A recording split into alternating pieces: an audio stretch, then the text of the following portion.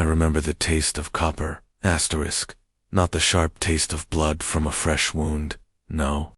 It was older than that, duller metallic, like the tang that lingers in the air of manufacturing corridors, long after the machines have stopped. It coated my tongue before I even registered the words being spoken to me. Asterisk, Citizen Kalen Voss. Designation, 77, Alpha 9992. You have been selected for the Emperor's sacred service. Asterisk, the clerk spoke without looking up. His voice was flat, practiced, emptied of everything that might once have made him human. I stood barefoot on the cold metal floor of the processing chamber, hands folded behind my back. Exactly as the summons instructions had commanded, the floor hummed beneath me, the deep, steady pulse of the administratum's countless data looms, processing lives, deaths, assignments, executions, everything measured, everything catalogued. Asterisk, I had always believed myself beneath notice. One worker among billions, one mind among trillions. Asterisk, we tell ourselves such things because the alternative is unbearable, that we can be seen, that we can be chosen. Asterisk, my tongue pressed against my teeth. I had bitten it. Copper spread across my gums. Asterisk, there must have been a mistake, I said. It sounded weak even to me. Asterisk, the adept's augmetic eye adjusted, gears purring softly, as if to remind me the Imperium wastes nothing, not wheat, not water, not souls. Asterisk, he repeated the sentence, exactly the same tone, exactly the same breath spacing, as though he had recited it 1,000,000 times before, to 1,000,000 others who had stood exactly where I stood now, barren, trembling under the humming lumen strips. Asterisk, chosen, selected, sacred service. 3 words that weigh more heavily than chains. I had heard whispers, of course. Everyone on Terra has. Asterisk, not spoken aloud, not in the open. Not where Vox receivers line every corridor and every breath may be monitored, but behind closed bulkhead doors, under the flickering glow of dying lumen bulbs. In whispers so thin they feel like fear itself vibrating in the air. Asterisk, some are taken below, some never return, some are chosen to feed the light. Asterisk, we tell ourselves stories about them. We call them blessed, elevated, honored, because if we did not, we would have to admit the truth. Asterisk, the Imperium is built on sacrifice, and sacrifice always has teeth. Asterisk, when I left the processing chamber, the corridors of the administratum hive felt narrower than before. The metal walls, painted in that dead color used everywhere in Imperial infrastructure, something between rust and bone, seemed to draw closer the longer I walked. Asterisk, the transit tube doors sealed behind me with a hiss. The pneumatic carriage lurched forward. I rode in silence, surrounded by dozens of others in hab worker gray uniforms. No one looked at one another. No one spoke. Silence is the first lesson taught to every citizen. Your voice is not required, only your obedience. Asterisk, my reflection stared back from the plexiglass. A face I had seen every day, yet now looked unfamiliar. Asterisk, deep lines of fatigue, carved by years of labor. Hands calloused from guiding industrial tolerances. Eyes dulled by repetition. Asterisk, can a man change in the space of a single sentence? I think yes. I think I had already become someone else. Asterisk, our hab blocks are arranged in vast verticals, rising so high the upper floors are lost in smog clouds of incense ash drifting from the basilica of the high lords. They say the Emperor himself can smell the incense burned in his honor. Asterisk, they never say whether he can smell the blood. Asterisk, I walked the corridors of my hab level like a ghost. I reached my door. Hab 19 Gamma 77 entered, and sat on the edge of my cot. The recycled air tasted dry and artificial, as though every particle of life had been scrubbed out of it. Asterisk, my neighbor, old Marin from across the hall, saw me return. For 30 years, he had greeted me every morning with the same tired nod, the same meaningless pleasantry. But not that day. He looked at me, and in his eyes, I saw understanding, not surprise, not curiosity, recognition. He stepped back and closed his hab door, without a word. Asterisk. That was when the fear began to settle into me, not as a sharp burst of panic, but as a spreading numbness, a cold fog filling the space behind my ribs. Asterisk. I sat for what might have been minutes, or hours, in the administratum. Time is something recorded, not felt. My chrono ticked soundlessly. The lights in the hab flickered, somewhere, deep below the hive. Industry rumbled like the heartbeat of a dying god. I tried to sleep. Sleep did not come, asterisk, because sleep belongs to those who have futures. Asterisk. I once believed that a title was a blessing. Father, a simple word, yet heavy enough to alter the marrow of a man. Asterisk. The first time they spoke it to me, it filled my chest with warmth. I thought it meant belonging. I thought it meant purpose. I thought it meant the Emperor had placed his hand upon my shoulder and found me worthy. But time has a way of revealing the true nature of things. A flame may warm, but it may also burn. The days after my first sermon flowed into one another like thick oil. The cathedral was a vast, echoing cavern of stone and incense, its vaulted ceilings lost in shadow. I remember the smell of it, candle smoke mixed with old wood, and bodies pressed shoulder to shoulder in prayer.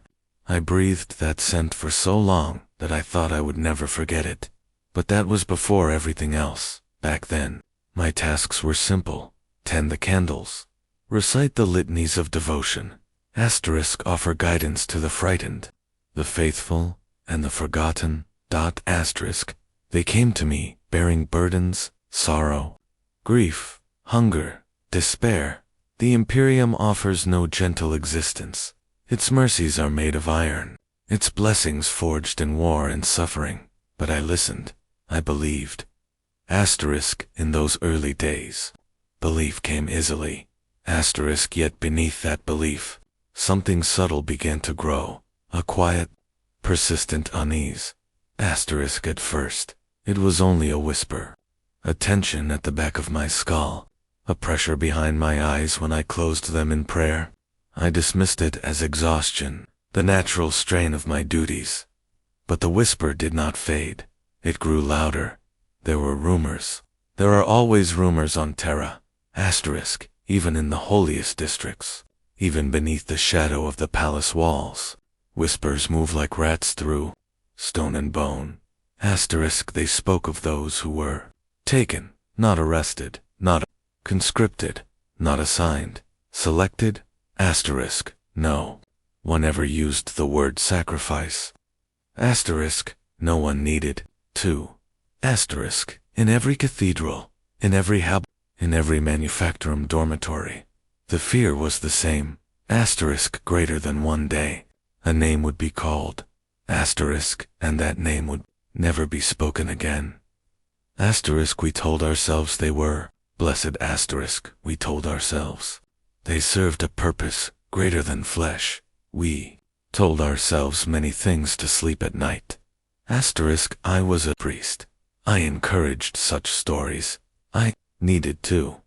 Asterisk. A priest without faith is a void, and a void is hunger, and hunger is death. But the whispers reached even me, even in the quiet hours of confession. Parishioners would lean in, their voices low and trembling. Asterisk. Father, you have heard the stories. Yes. I would answer with the same rehearsed serenity. The Emperor requires sacrifices for the survival of his Imperium. To be chosen is the highest honor. The words were polished marble, smooth, perfect, lifeless, but inside, something cracked. I remember one man, his hands rough and scarred from years of labor. He trembled as he spoke. Asterisk. My brother. His name was taken. They said he was needed for the light, that he would serve. But Father, I swear to you, I saw the fear in his eyes. He did not walk with pride. He was dragged. The man began to weep. and all I could do was place my hand upon his shoulder and speak lies, dressed as truth. Asterisk. Your brother's soul shines brighter than ours. He is with the Emperor now. His sobbing shook the stone floor beneath us. Even then, I felt it. The whisper, the warning, the anticipation. It did not speak in words, but in meaning. Your time will come. I ignored it. Asterisk. I clung to my duties with devotion sharpened to desperation. Asterisk. I preached louder. I prayed longer. I held vigils until my knees bled against the stone floor. I recited the holy canticles until my voice grew ragged. The congregation saw it as passion, piety. They called me Father with reverence. But I was not devoted. I was afraid. The first time I saw the procession, I understood the whispers were not just fear, they were truth. Asterisk. I had risen early to prepare the morning ceremony. The cathedral was silent, the great doors shut to the public. And then, through the incense haze, I heard it. Chains. Not the clatter of iron, but the soft, controlled rhythm of disciplined movement. I turned. A procession of robed figures moved through the central aisle, silent, hooded faces hidden in shadow. Their hands were bound not with metal, but with braided prayer cords inscribed with sigils of psychic containment. Asterisk. They walked with the slow, measured steps of the condemned. A priest I had never seen before led them. His eyes glowed faintly, not with light, but with strain. Like a candle flame in a room with no air. He did not look at me. None of them did. They moved past me like ghosts, like something already gone from the world. Asterisk.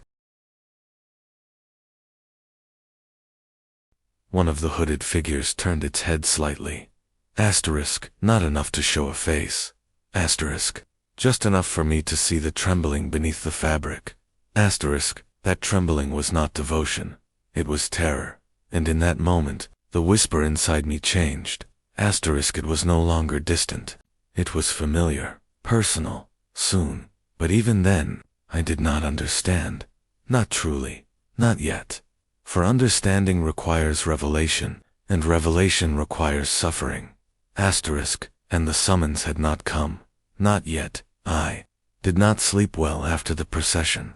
I would close my eyes and see the hooded figures moving in perfect silence, not resisting, not praying, merely resigned. It was the resignation that haunted me most. Faith teaches us that death, when given to the Emperor, is a triumph, a victory, a final, righteous offering. But there had been no triumph in their steps, no glory. Asterisk. Only inevitability. Asterisk. As though the path to that fate was carved from birth, and all of them had simply been walking toward it, unaware, until the moment they were chosen. And I began to fear the same was true for me. Asterisk. The cathedral choir practiced in the evenings, their voices echoing like liquid gold across the polished stone. I used to find comfort in their hymns. They made the air feel brighter, warmer, touched by grace. Asterisk. But now, the hymns sounded different, too slow, too heavy. Asterisk. Every note seemed to tremble under its own weight. Asterisk. The words pressed into me as though they carried meaning deeper and older than language. Asterisk. We give of ourselves, that the Emperor may live. Asterisk. We offer our souls, that the light may never dim. I had sung those words thousands of times, but not once had I truly listened to them. Asterisk. The light may never dim. Asterisk. What fed that light? Asterisk. What fueled it? Asterisk. We told ourselves it was His will, His divinity, His eternal presence. But wills do not burn. Presence does not consume. Asterisk. Light does not sustain itself freely. Asterisk. Something must be given. Something must be lost. Something must be fed. The first true sign came 3 nights after the procession. Asterisk. The cathedral had fallen silent. The great bells had tolled the final hour of devotion. The congregation had long since returned to their hablocks. Asterisk. Only I remained, kneeling before the great golden altar, a statue of the Emperor enthroned, wrought in shimmering oromite, towering above me like an unmovable mountain of judgment. I prayed, but my thoughts were not focused, nor clear, nor guided by faith. They were fragmented, chaotic, fearful. What is your will for me? The words left my lips barely above a whisper. There was no answer.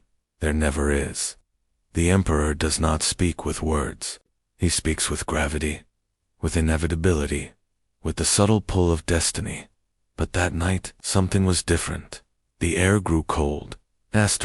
Not a natural cold. A hollow absence of warmth, like the memory of heat stripped away. The candles flickered, though no air moved.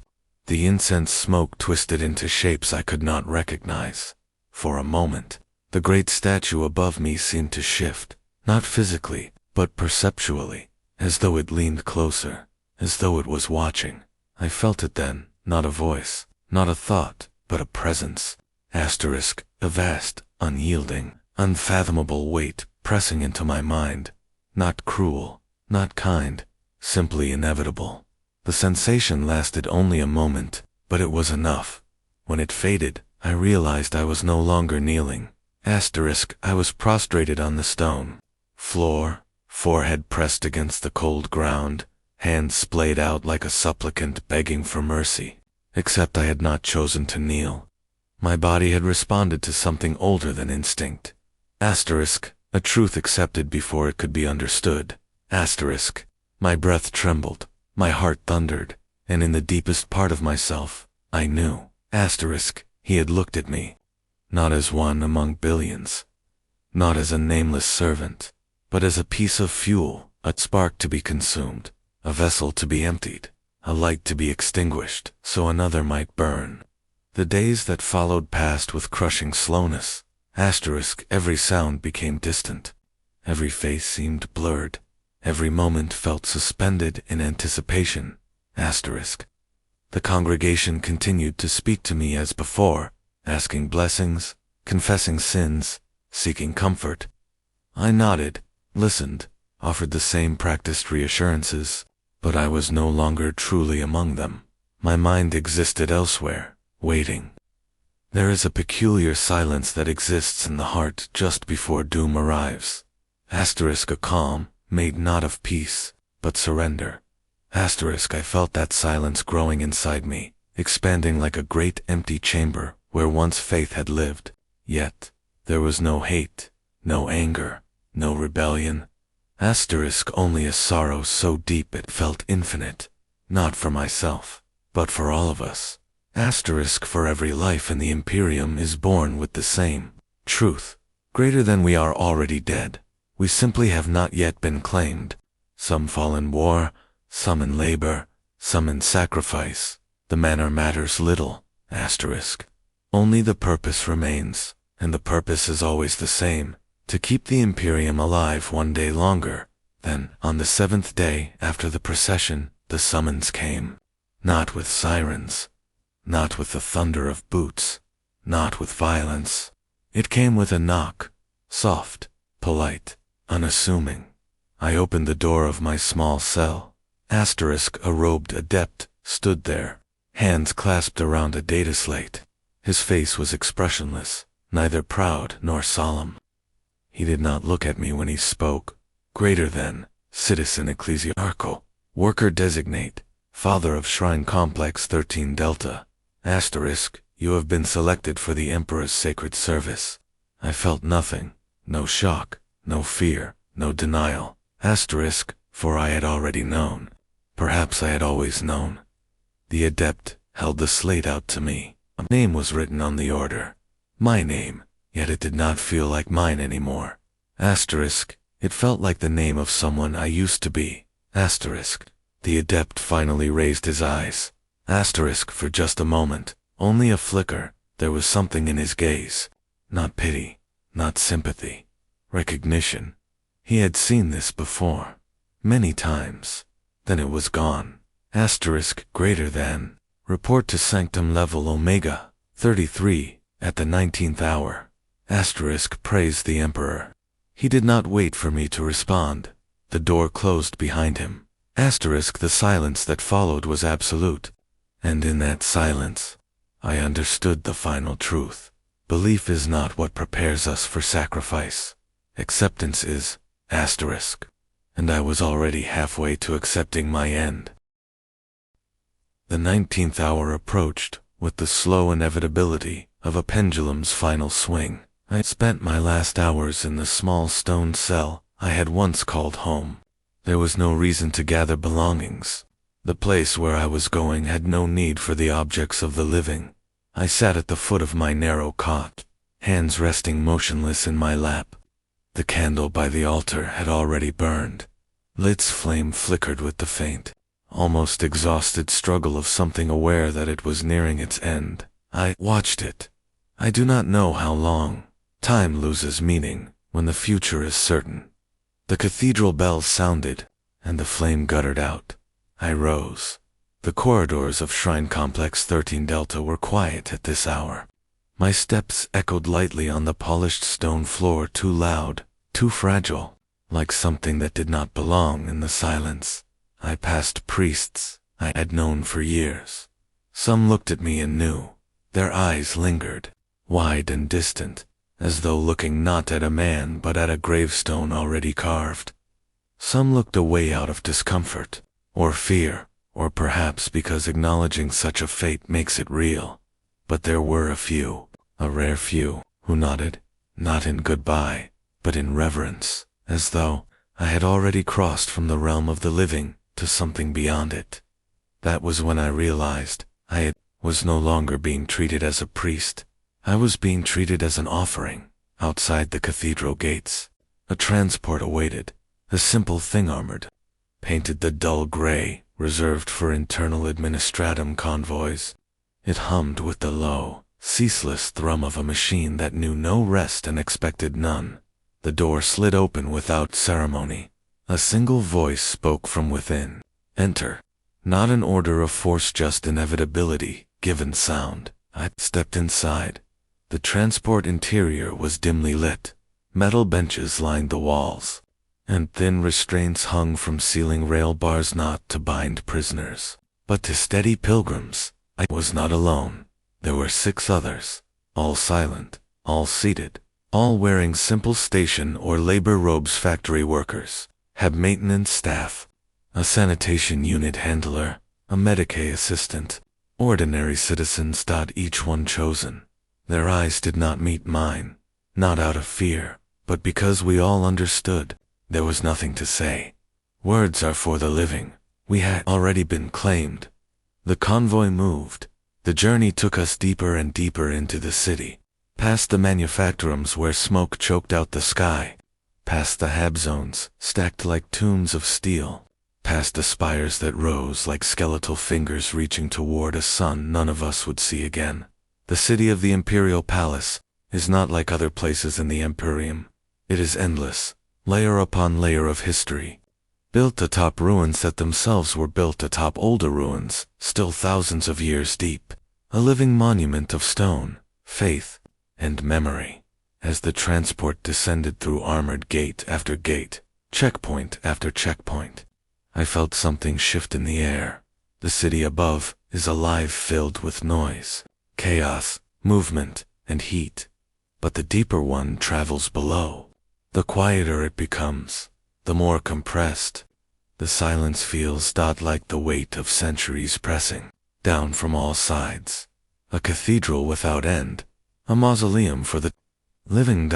We stopped only once. A robed acolyte entered. His face was obscured, his steps precise, deliberate. He carried a long metal censer on a chain, the kind used in funerary rites. He walked the aisle once. He did not look at us. He didn't need to. We were not people to him. We were charges. Resources. He swung the censer gently, and smoke filled the compartment, thick, metallic, tinged with sweetness and oil. The scent was familiar. I recognized it only because I, too, had once swung a censer like that, walking in procession during funerals of the faithful. It was incense used only for one rite, the rites of passage, not the passage of life, the passage out of it. My breath caught in my throat. No one else reacted. We had all already begun to withdraw. Inside ourselves, the acolyte spoke a single sentence, voice steady and practiced. Your sacrifice sustains the light that guides humanity. In death, you will serve more than any life could offer. He left the door sealed. The transport continued down. The deeper we traveled, the more the air changed. It was colder, drier, thinner, as though the very atmosphere grew reluctant to be present. The lights flickered occasionally, not from decay, but from the strain of something vast, powerful, and hungry that lay further below, something that consumed not energy, but existence. Finally, the transport slowed, then stopped. The doors slid open, and cold air rushed in, dry, sterile, laced with chemical purification residue. A voice spoke from outside, "Disembark." We stepped out into a vast chamber of metal and stone, lit by towering lumen pillars that glowed with a dull, unearthly pale light. The walls were carved with reliefs of saints, martyrs, and imperial heroes, each figure depicted at the moment of their death. Some heroic, some peaceful, some screaming. The message was unmistakable. Glory does not matter. Only sacrifice does. A procession of adepts and servitors awaited us. Their robes were marked with the sigils of the Adeptus Astra Telepathica, the order responsible for Tars, soul binding, and the Astronomic, and some of the figures had masks. Some had faces replaced with polished ceramite or silver-graven augmetics. Some had no human face left at all. One of them stepped forward. Her voice was clear, sharp, cutting through the silence with surgical precision. You stand now in the shadow of the golden throne. From this point forward, fear has no meaning. Purpose is all that remains. She raised a hand not to us, to the vast, descending corridor behind her, a tunnel of stone and gold, lit with flickering candles stretching into an unseen depth.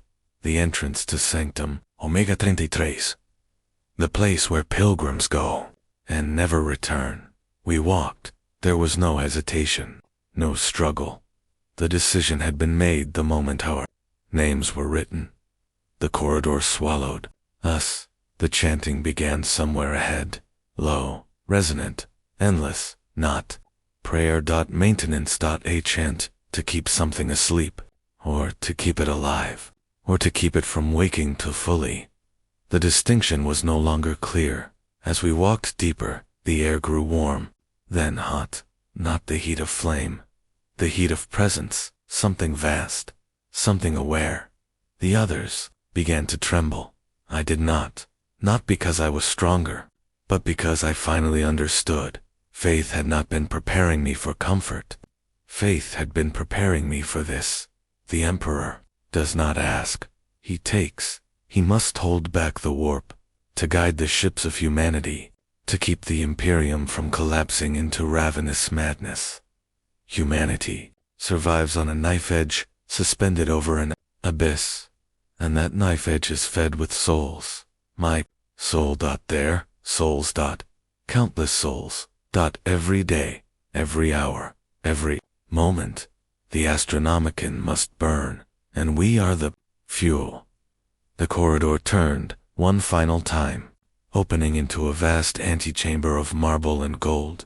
A gate of auramite towered before us, engraved with a single phrase: to give is to endure. To endure is to serve. To serve is to live forever. I took a breath and stepped forward. But even then, I had not seen the throne. I had not yet understood the true scale of what awaited. That revelation would come in the depths below, where light is born from agony, and hope is paid for in souls. Greater than morning came without warmth, not real morning. Terra's skies have not known true dawn in 10,000 years. But the scheduled rise of lumen strips across the hab-block ceiling. A cold, pallid glow filled my unit, and the air recyclers hummed awake with their endless, mechanical breath. Time, indifferent, had moved forward, and with it, the hour of departure. I rose from the cot, though I could not recall falling asleep. The ration dispenser clicked and stuttered as it delivered the morning nutrient slurry. I stared at it, untouched. Hunger felt like a distant concept. Something belonging to someone else. Someone whose life was still their own. Asterisk, the notice had been very clear. Asterisk, report to sanctum level. Omega 33, at the 19th hour. No possessions, no companions, no deviation. I had no possessions to speak of, and no companions who would speak for me. Asterisk, I stepped into the corridor. The march begins. Asterisk, the Hablock halls were crowded, as always, laborers in gray uniforms. Heads bowed, the smell of mission oil still clinging to their skin. But today, their eyes followed me. They didn't speak. They didn't need to. They all knew. Everyone had seen someone leave like this, at least once in their life. Asterisk, a worker, a vendor, a child, a friend, selected for a higher purpose, taken into the depths where the Emperor's shadow rested. No one returned. Some made the sign of the Aquila as I passed. Asterisk, some looked away, ashamed to witness. Asterisk, some stared with naked fear, as though my fate were contagious, a sickness that might leap from soul to soul. I walked. My footsteps echoed louder than they should have. Every step felt like the last step of a life that was already gone. Asterisk. Transport to the inner city. The McGrail shuttle was waiting. Not the public one. No crowds, no workers, no chatter. This one was silent. Its doors already open. Asterisk. Its interior lit with that same soft administrative beige that nothing natural has ever worn. I stepped inside. A woman was already seated across from me. Asterisk. Her hands folded in her lap, her head bowed, her expression numb. Another chosen, another pilgrim. We did not speak. Words felt pointless, like trying to discuss rain while drowning. The shuttle hummed as it accelerated. The world outside blurred. Asterisk, the outer city, towering hive blocks, industrial spires, endless manufactoria passed by, swallowed in the haze that always clung to Terra's skies. Asterisk, then, gradually, structures changed. Buildings grew vast, older, heavier. The architecture of history replaced the architecture of labor. The stones bore scripture. The air seemed to vibrate with devotion, or with something deeper, something older than devotion. Asterisk, something like hunger. The gates of the imperial palace. Asterisk. No words can prepare any soul for the first glimpse of the imperial palace. Asterisk, you expect grandeur, you imagine glory. But what stands upon Terra's soil is not a palace at all. Asterisk, it is a mountain of civilization, a continent-sized fortress cathedral that crushes the horizon. The walls rise higher than clouds. The gates are larger than city blocks. Statues the size of manufactoria towers watch in eternal judgment. This is not a place built. This is a place imposed. A statement carved into reality. Greater than humanity belongs to him. Asterisk, and, standing before it, you understand, this is not merely a palace. It is a mausoleum, a tomb for a god who cannot die. Asterisk. Inside the first gate, the shuttle halted. Doors opened. Custodians did not greet us. Adeptus Astartes did not stand waiting. Asterisk, instead, administratum clerks, identical in their indifference, motioned us forward with data slates in hand. Asterisk, the first thing we were required to do was sign away our identity. A thin scroll, a symbol of the Aquila, a declaration, greater than I relinquish all names, titles, bonds, and memories of life before this moment. I serve the throne. I am as fuel. I am as light. My signature was shaky. The clerk did not look up. To him, I was one of thousands that day, perhaps tens of thousands. An ocean of bodies feeding a throne that must never dim. The descent begins. We were led through towering corridors, marble floors worn smooth by 10 millennia of silent footsteps. Asterisk walls engraved with histories longer than empires. Then, a lift. A lift that descended deeper than any building should be.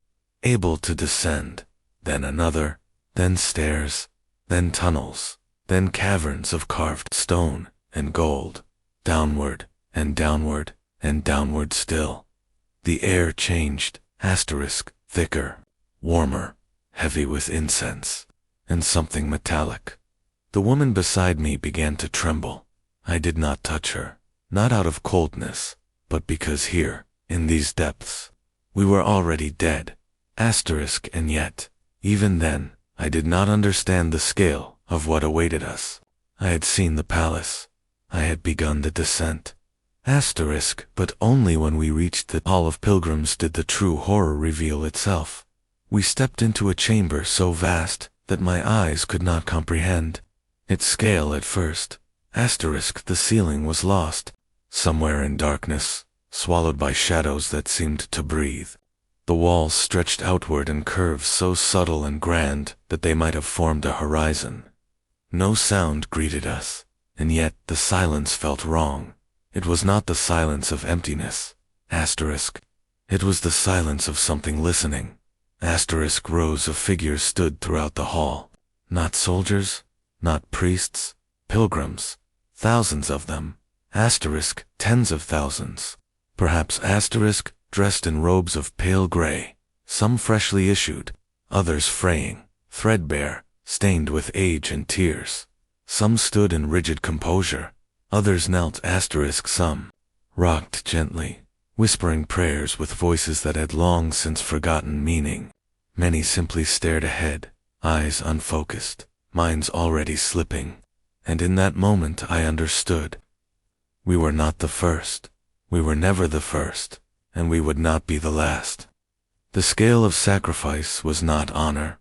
It was machinery, life as raw fuel, souls processed like grain. The chants a low sound began to rise, not from a choir, not from priests, but from the pilgrims themselves.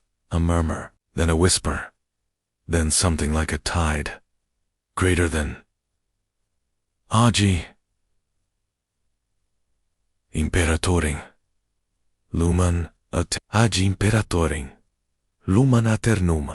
The words were not spoken in unison. There was no rhythm, no harmony. It was a sea of broken voices, overlapping, contradicting, drowning one another. It sounded like the ocean might sound, if the ocean wept.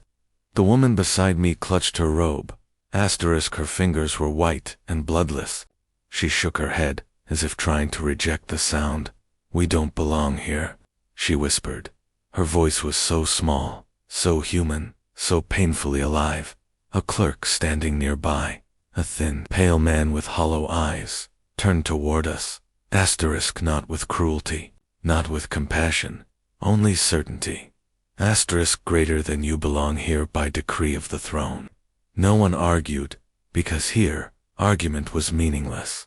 What argument exists against God? The golden banners as we moved further inward, I began to see the banners. They hung from unseen heights, suspended by chains thick as a man's arm, gold, but not polished, dull, darkened by centuries of incense, smoke, and dust. Embroidered with script, so dense that it formed entire landscapes of language. Some were written in High Gothic, some in dialects I could not name, some in symbols older than language. Each banner bore one message. Greater than we give, that humanity may endure. Not we honor, not we serve, not we rise. No promise of reward, no promise of afterlife, no promise of salvation. Only necessity, a terrible, absolute truth. The procession a bell rang, not loud, just enough to be heard. A door at the far end of the hall opened, and a procession of pilgrims began to move toward it. Slow, steady, automatic, like bodies, guided not by will, but by gravity. One step, pause, one step, pause. Their faces did not change, their hands did not move.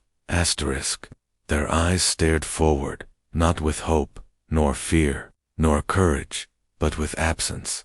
They had already surrendered themselves. Their souls had drifted somewhere beyond flesh. We watched them go. We knew that soon we would walk in that same procession. Not one of us asked what lay beyond that door. We already knew. Not in words, not in thought, but in the marrow. The guardians *. It was then that I saw them, truly saw them, for the first time. Custodians, the Emperor's companions, *. Golden giants, each standing taller than any mortal soldier. * Armor not polished, but radiant, as if it did not reflect light, but generated it. Their presence silenced the murmurs. Even the whispers of prayers died. There was no fear in their faces, no pity, no cruelty, only duty. A duty so absolute that it had erased whatever humanity they once possessed. Their eyes passed over us, and I felt my knees tremble, not because of power, not because of threat, but because I realized they were not guarding us. They were guarding him from us, from our minds, our thoughts. Our imperfections, our weakness, our corruption. We were impurities entering the bloodstream of a dying god. And they were his immune system, the weight of the throne. Something pressed against my mind, not a thought, not a voice. A pressure, as if the air had thickened, as if reality had grown denser, as if the space inside my skull was being filled with something vast. Images flickered too fast to understand.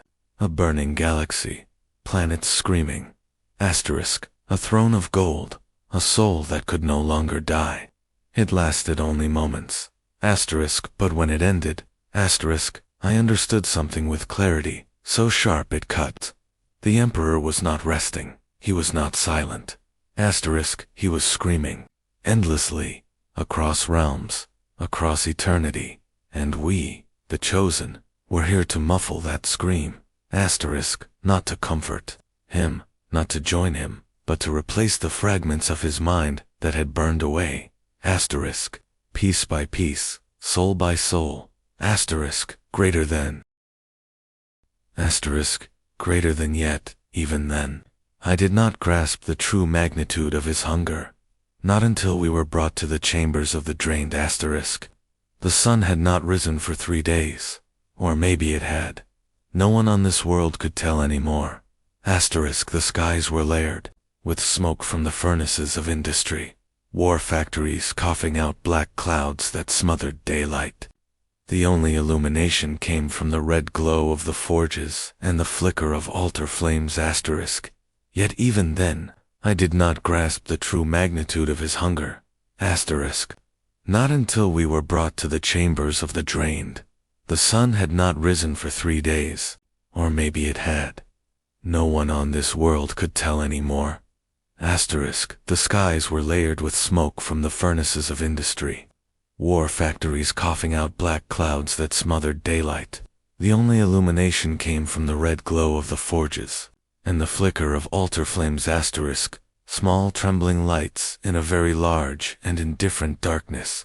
The priest walked the lower districts now, below the spires of gold and marble. Below the processional avenues and parade grounds. Here where the empire's forgotten struggled for breath. Soot coated every wall. Oil slicked the ground. Even the air tasted bitter, like burnt iron and old sorrow.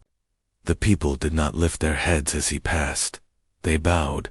They always bowed. They had been trained to bow before priests, soldiers, commissars, the banners, the statues, everything but themselves. This was faith as survival, not belief. He stopped in front of a child. A small girl, wearing a dress made from reused ration sacks, clutching a broken doll whose face had melted into a shapeless plastic grin. She stared up at him not with reverence, but with hunger. Not the hunger for food, but the hunger for something to believe in. Her voice was soft, barely audible over the forges. Father, does the Emperor know we are here? The priest felt his throat tighten. He could have answered, as the church demanded, greater than the emperor sees all. The emperor loves all. Suffering is his test for the worthy. But he remembered the stormtroopers. The executions. The fear wrapped in the name of God. He remembered the night he felt nothing when he prayed. And so he knelt to the child, meeting her eyes. He must, he said, but his voice trembled, because he was no longer certain. The child nodded slowly, as if she already knew the truth of his doubt. Children in the Imperium grow wiser than they should, because they cannot afford childhood. The sermon in the factory hall, at dusk. The priest was led to a rust-blackened assembly hall, where workers gathered during short ration breaks. The air was thick with the smell of sweat and molten metal. Great chains hung from the ceiling like the remains of giants long dead. Thousands stood before him, tired, hollow-eyed, some missing fingers, others coughing blood into rags. These were the people who kept the Imperium alive, and the Imperium barely remembered they existed. The priest looked upon them and saw endurance, pain, resignation, faith born not from glory, but from struggle. He raised his voice, greater than brothers and sisters. I once believed faith was light, something bright that we carried like a torch. But here in your eyes I see a different truth. A harder truth. He walked slowly among them, robes dragging through dirt. Your faith is not a song, not a hymn. It is the act of standing back up when the world crushes you. The emperor does not need your joy. He does not need your praise. He needs your strength. Heads lifted. Not many, but enough. Workers, who had not looked anyone in the eyes all day. Now looked at him.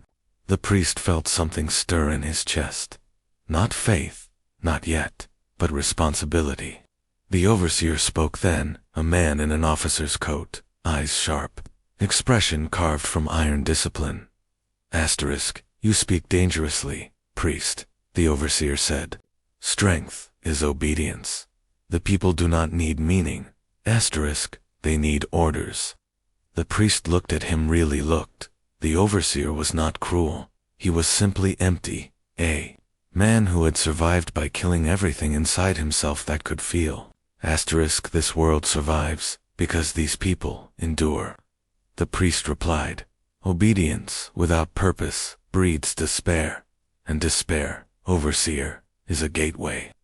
The overseer stiffened. A gateway, to what?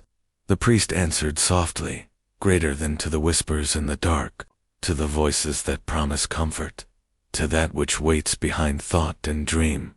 You know its name? A silence fell. The workers shivered, because everyone in the Imperium knows the shape of the threat that does not have form.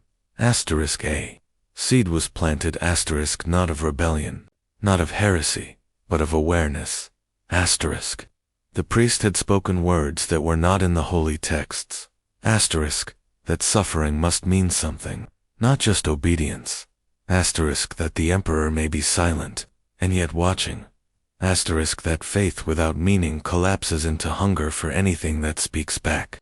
He left the hall, as the workers whispered, not prayers, but questions. And questions are the beginning of change.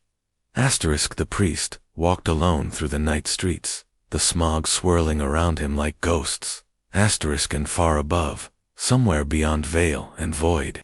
Something watched him back. Not the emperor, something older, something patient. It did not speak. Not yet. It simply waited. Because a heart cracked by doubt is a door. And all doors, sooner or later, open. The night the voices returned, the priest slept in a cell no larger than a coffin.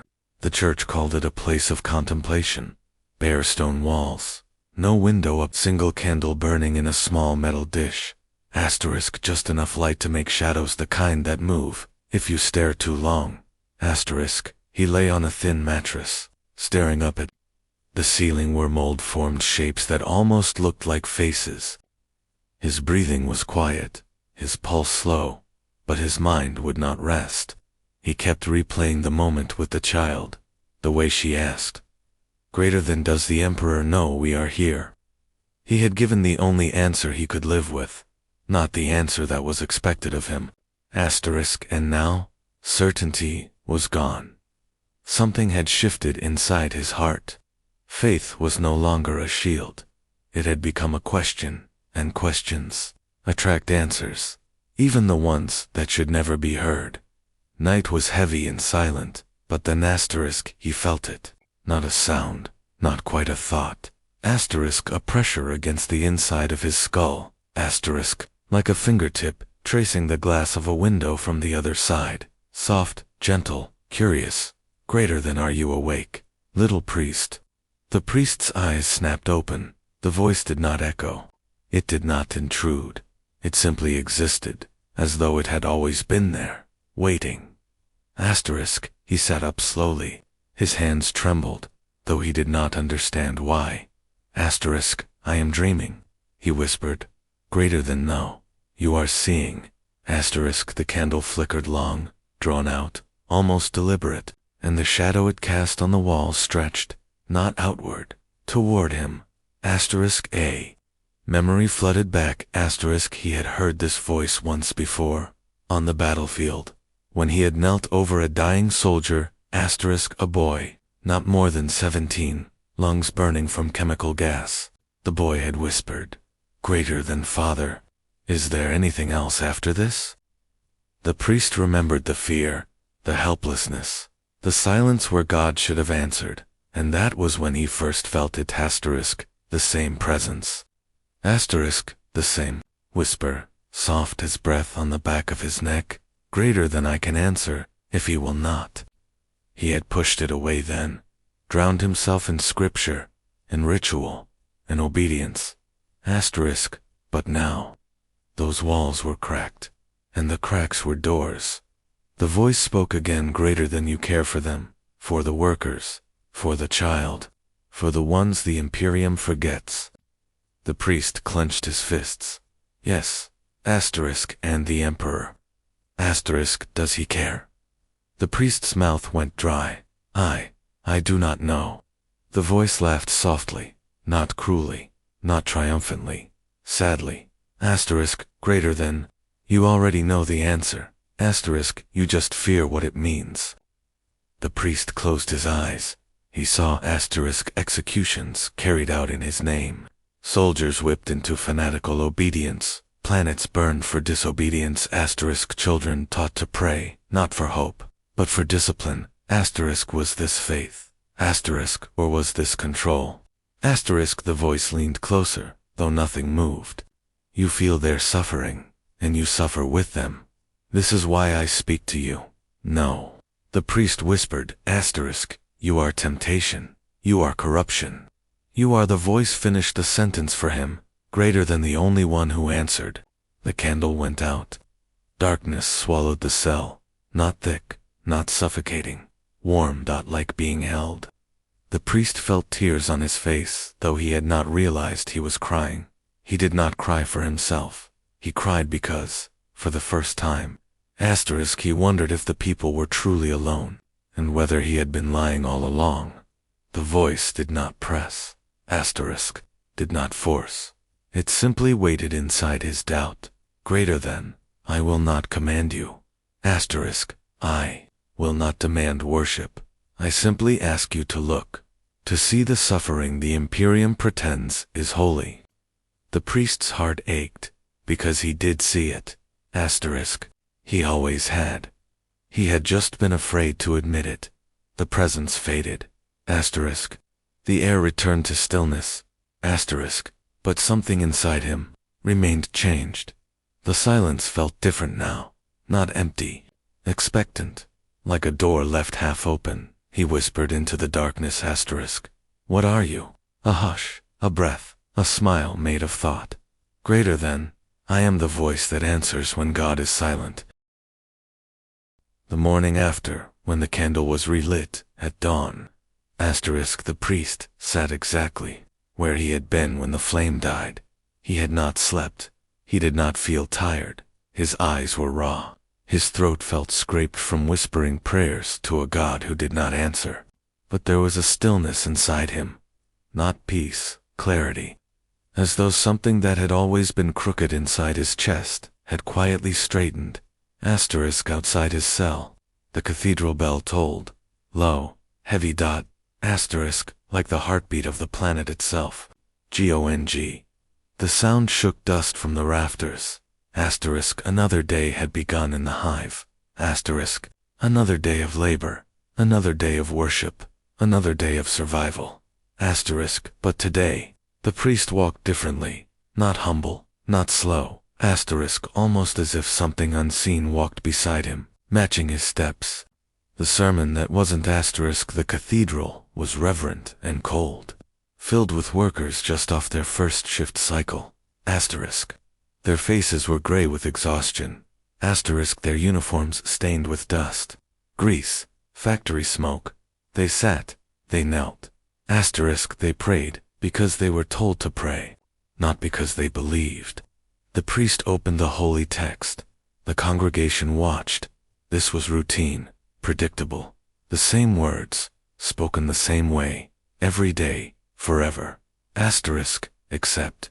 The priest did not begin the litany of endurance. He stood in silence. Asterisk, the workers shifted, confused. Something was wrong. Something was different. His hands trembled slightly on the lectern. He looked out at them. Really looked. He saw shoulders permanently bent from factory grain, loads hands scarred from machine belts, eyes that held no future. Asterisk, children, old men, mothers, orphans. Their faith was not devotion. Asterisk, it was submission. Asterisk. And he finally understood that difference. He spoke, his voice was soft, but it carried, asterisk, greater than. Brothers, sisters. Asterisk, for many years, I have preached that your suffering is holy. The workers listened. The silence was sharp, like a blade. Greater than I have told you, that your pain has purpose, that hardship is a sign of the Emperor's favor. He swallowed. His heart beat hard enough to hurt. Asterisk, but, I ask you something, now, and I ask it, honestly. Asterisk, has your suffering ever felt holy to you? Asterisk, a murmur rippled through the crowd. Some lowered their heads, some stared up, as if seeing him for the first time. Asterisk, one old worker wept quietly, without sobs, like a man whose voice had long ago been taken. Asterisk, the priest continued, greater than we say, the Emperor watches us. We say he knows each of our names. Asterisk, we say. He hears every prayer. His voice broke just slightly. Greater than, but when you cried out, asterisk, when your children starved, asterisk, when your home burned, asterisk, when you begged for mercy. He placed a hand over his chest. Greater than, did you hear him? Asterisk, not a single voice answered. Not because the answer was unclear, but because everyone knew it. The canonist at asterisk. Her armor clinked. Her rosary chain rattled. Her expression was carved from stone. Asterisk. Her voice struck like a hammer. Greater than Father, this is not doctrine. The workers froze. Fear returned instantly. Asterisk. Hope shrank back into the sealed chambers of the heart. The priest met her eyes. For the first time. He did not look away. Greater than I know. This was the moment. The first heresy, asterisk, not because he denied the Emperor, but because he asked the truth out loud. The canonist stepped forward, hand on her bolt pistol. The room held its breath. The workers trembled. The priest did not move. He simply said, greater than, if the Emperor is truly divine, he does not need us to hide his silence. The canonist's hand froze halfway to her weapon, because somewhere deep, buried, forbidden, buried, under years of discipline asterisk, she had heard the same silence, the same unanswered prayers, and for one heartbeat, she remembered, asterisk. The workers were changed, asterisk, not freed, not awakened, not enlightened, asterisk, but they had seen something. Their priest was not a voice from above. He was one of them, and that was the beginning. Not revolution, not rebellion, recognition, which is far more dangerous. Meanwhile, the voice was quiet, not speaking, not pushing, not celebrating. It simply watched, because the priest had taken the first step willingly, and now there was no going back. The eyes that were always there after the sermon, the cathedral did not empty in the usual way. Normally, the workers left quickly, heads bowed. Steps hurried to return to the manufactoria lines before their absence was counted as dereliction.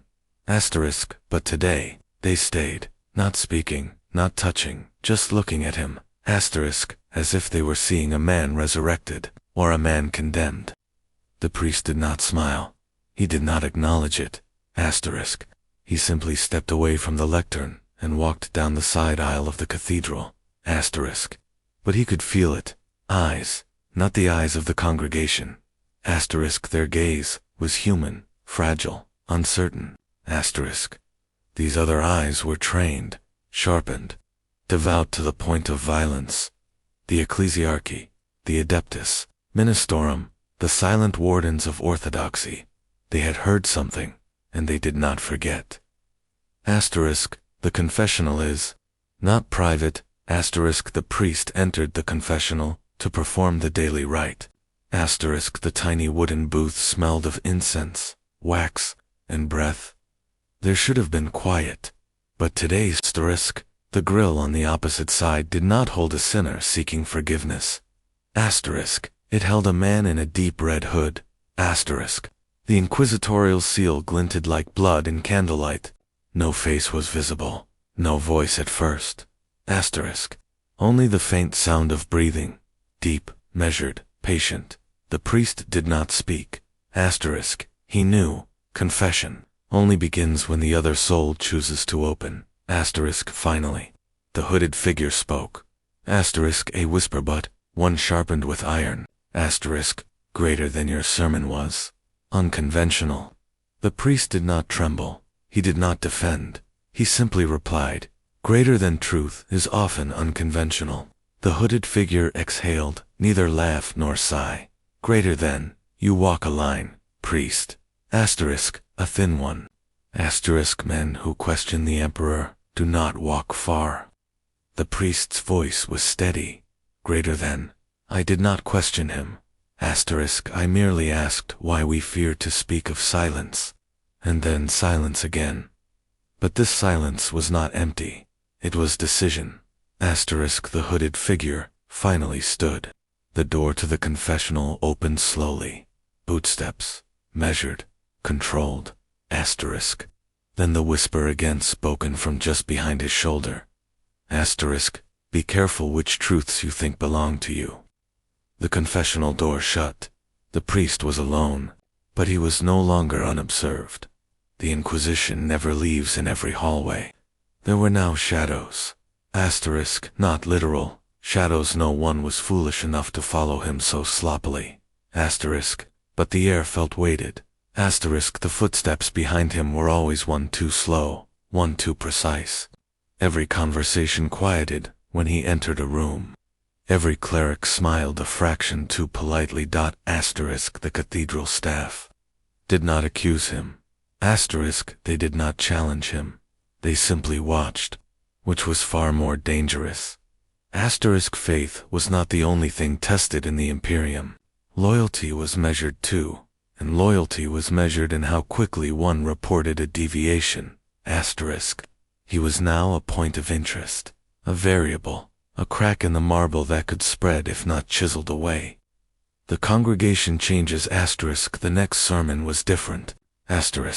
Not because of his words. He spoke the standard litany, the safe one. Every syllable perfect, but because of the faces, looking back at him. Some looked alive, now curiosity awakened. Some looked terrified, afraid of what curiosity could cost.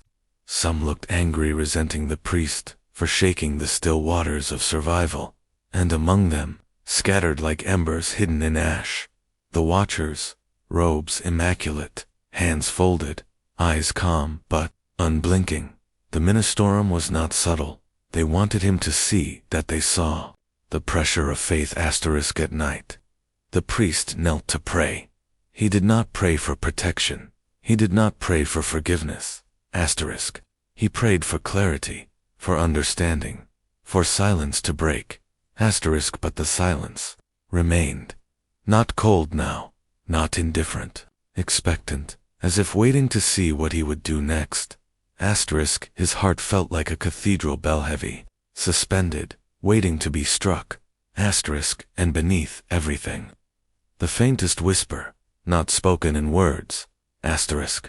Not spoken even in sound, but felt, like breath on the inside of the skull, like warmth behind the sternum, like a hand resting on his back when no one was in the room. Asterisk. We are not finished.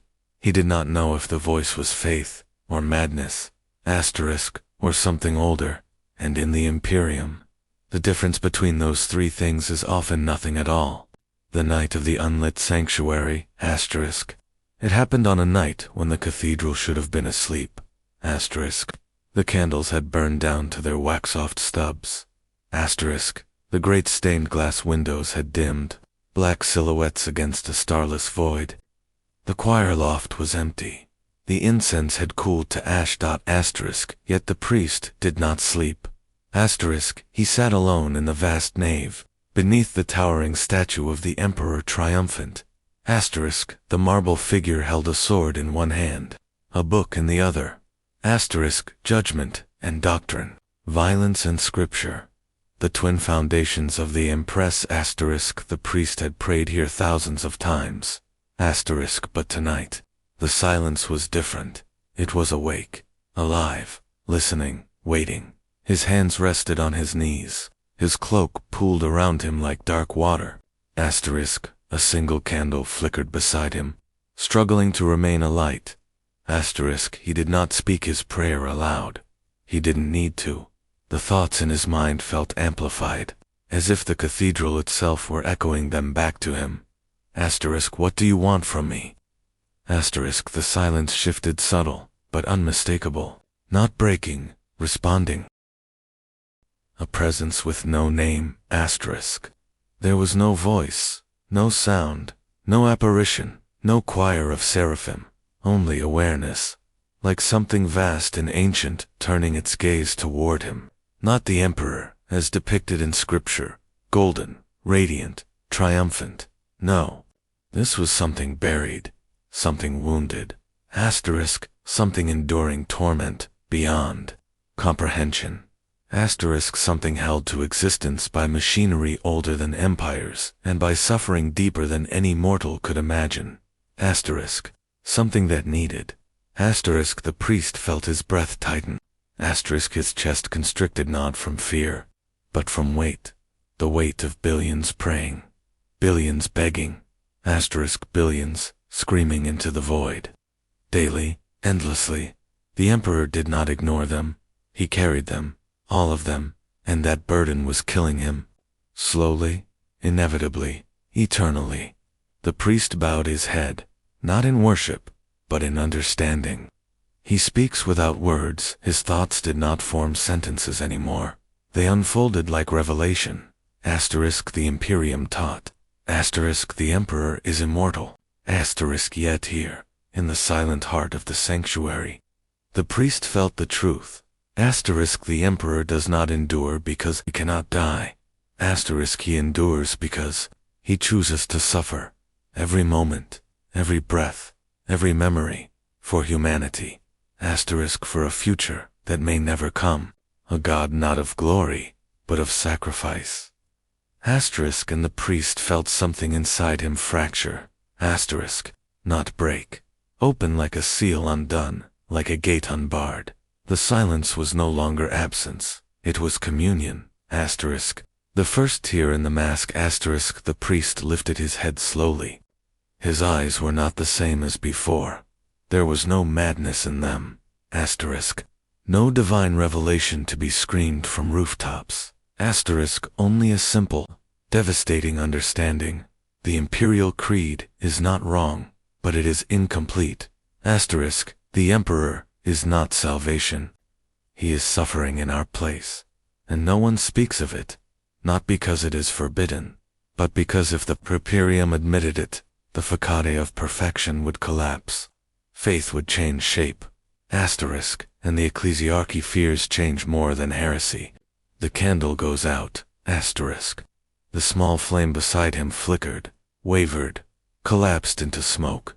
Asterisk. Darkness swallowed the sanctuary whole. The priest did not move. In that darkness, the presence did not leave. It simply waited, as it had always waited, as it would always wait. The priest whispered not to be heard, but to be remembered. Asterisk, greater than I understand. And the silence answered, not as words, but as a feeling. We will see what you do with that understanding. The priest begins to change not in faith, but in perception, and change is the one thing the Imperium does not forgive. The universe was not dark. Darkness would have been a mercy. What existed beyond the cradle of holy terra was the night without end, a vast ocean of shifting madness, where the raw tides of the Imperium crashed against reality like a beast clawing at the walls of a coffin. In that endless void, 10 million stars flickered like dying candles, each one a whispered prayer, struggling to survive the breath of an uncaring cosmos. Asterisk, and at the center of all of it, there was a single light. Asterisk, a flame that had burned for 10,000 years. The Astronomican, to the common citizen of the Imperium, those who would never leave their hives, who would never see the stars, except in propaganda murals, it was merely a mythic beacon, a holy symbol. The Emperor's divine gaze, guiding humanity across the abyss. Asterisk, but those who served near the throne, those who moved in the shadow of the Golden Palace, knew the truth. The Astronomican was not a miracle, it was a sacrifice renewed every moment of every day, a sacrifice that screamed. Asterisk, the adept moved silently through the hall of resonant echoes, his boots clicking against polished obsidian floor in a rhythm that matched his heartbeat. The massive corridor was lined with towering statues, heroes of the Great Crusade, saints of forgotten wars, martyrs whose names had long since been erased by dust and bureaucratic neglect. Asterisk. Their stone eyes watched him, judging him, weighing his worth. Asterisk. He did not break eye contact with them. He had been taught since childhood that the statues were not merely stone, they were reminders. They were warnings. Every life in service is consumed. He repeated the ancient catechism under his breath. Asterisk. His light is paid with flesh. His vision is paid with soul. His will is paid with all. Asterisk. He was young not in years, but in purpose. His face was gaunt, his eyes shadowed from nights without sleep, his robes heavy with gold-threaded sigils of the choir sang. He was a psyker, though he did not dare call himself that aloud.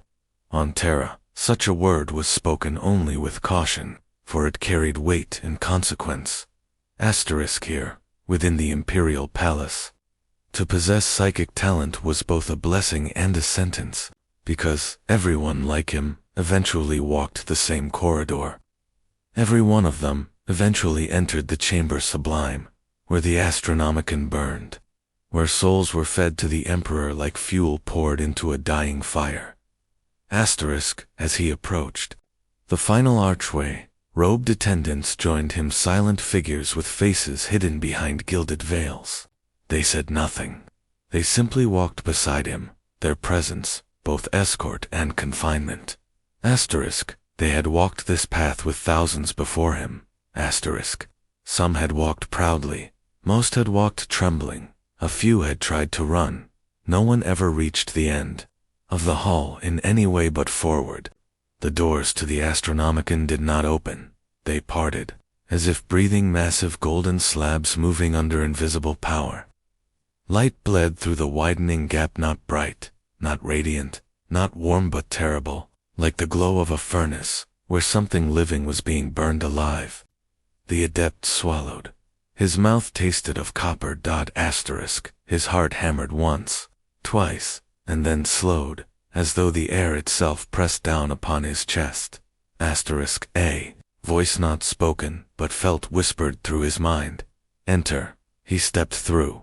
Asterisk. The chamber was vast beyond architecture so large that the ceiling disappeared into shimmering haze. Bridges, walkways, and support structures crisscrossed the cathedral-sized void like veins inside a beating heart, and at the center, held aloft by rings of whirring machinery and psychic resonance pylons, was the Astronomican core, a sphere of blinding white gold flame. But it was not fire. It was souls, millions of them. Their shapes flickered within the light faces, stretching, dissolving, reforming. Screams echoed here, but not through the air, only through the mind. The adept fell to his knees, not from fear, but from recognition. He had heard these screams in his dreams. He had always been hearing them. Every psyker in the Imperium did. From birth, a curse written into their bones. He was not joining the Astronomican. He had been called by it, chosen, claimed. The attendants stepped forward. One placed a hand upon his shoulder, gentle, almost compassionate. Another whispered the final litany. The Emperor does not take, the Emperor receives. And in receiving, he grants purpose. Your end is not death, it is meaning. The adept closed his eyes and wept. Not for himself, but for all of mankind. Because now, standing before the terrible, holy truth, he understood. Humanity did not travel the stars. It was dragged across them by the burning of its own children. There is a sound that only psychers hear. It is not a voice. It is not a thought. It is not even a whisper. It is pressure. Like someone pressing a hand against the inside of your skull. Like a tide. Like a weight. Like being watched by something that sees more of you than you see of yourself. The adept felt that presence now, not outside him, but within. It was, as if the air around him was liquid, thick, pressing down on every nerve, every thought, every memory. The chamber did not simply look enormous, it was alive, and it recognized him. He rose to his feet, not because he wanted to, but because the chamber wanted him to. The attendants did not speak. They did not need to. Each movement was rehearsed, ritualized, performed tens of thousands of times across the millennia. They led him along a narrow bridge, suspended over the void, its metal rails etched with psionic warding sigils that pulsed faintly with cold blue light. Beneath him, the core of the Astronomican swirled. A star made of human essence. The flickering shapes within it began to distort, stretching and writhing like anguished figures, rising from the depths of a burning ocean. Their faces flickered sorrow, despair, pleading, but words never formed. Words were lost in the fire. The adept tried to avert his gaze, but the light did not allow it. It held him, forcing him to see. Every soul that had ever served here, they remained. Not erased, not ascended, not honored. Just burning. Fuel. A figure stood at the end of the bridge. Tall, motionless, clad in robes of ivory white and obsidian. The symbol of the sigillite gleamed on his chest. The High Warden of the Astronomican. His face was hidden behind a hood of woven starlight fiber, shimmering and shifting like the void beyond the palace walls. Only his mouth was visible, thin, severe, expressionless. The adept felt suddenly small, smaller than he had ever felt, smaller than the machinery around him, smaller even than the prayers murmured in the manufacturum work lines of his childhood. This was not a man. This was an instrument of the Emperor, a living extension of his will. The warden spoke, his voice deep and perfectly calm, like stone being carved. Greater than name. The adept swallowed, but his voice came out without his permission. Kalen Voss. Citizen designation 77 Alpha 9992. Psycho registration class Theta Red. The warden nodded slowly. Greater than you have been seen. You have been measured. You have been accepted. Something that had watched since the day that Astronomican first ignited. Something vast, something hateful, something patient. The Warp does not sleep. The warp does not forget. The warp waits, I gasped, and staggered back, a cry strangling in my throat. The warden did not comfort me. He only spoke truth. Greater than. To shine is to be seen. The Astronomican is the brightest flame in the galaxy. Every horror in the Imperium turns toward it, drawn by hunger. My voice shook. There. Defending it? The choir? The warden turned his head slightly, a gesture that might have been approval. Greater than. Yes. Their minds do not simply fuel the light. They hold back the things that would devour humanity. It is not merely a beacon. It is a fortress. A fortress manned by the eternally suffering A fortress of screaming souls. And beyond its walls, I could feel them. The warp entities, the gods, the predators of thought and dream. See, the architect of fate, whose laughter sounded like shifting colors tearing themselves apart. Slanish desire sharpened to a perfect blade. Love bloated into rot and inevitability. Corn. Hatred refined into endless, unquenchable hunger. And lesser things formless, nameless, flickering like embers in a cosmic storm, all staring toward Terra, all wanting. The light burned them back. But the light needed to burn, always, forever, or the gates would break. My knees hit the bridge, not in worship, in comprehension. The warden spoke softly now, not gentle, but solemn. Greater than every psyker in the Imperium is born, owing a debt to the species that shelters them.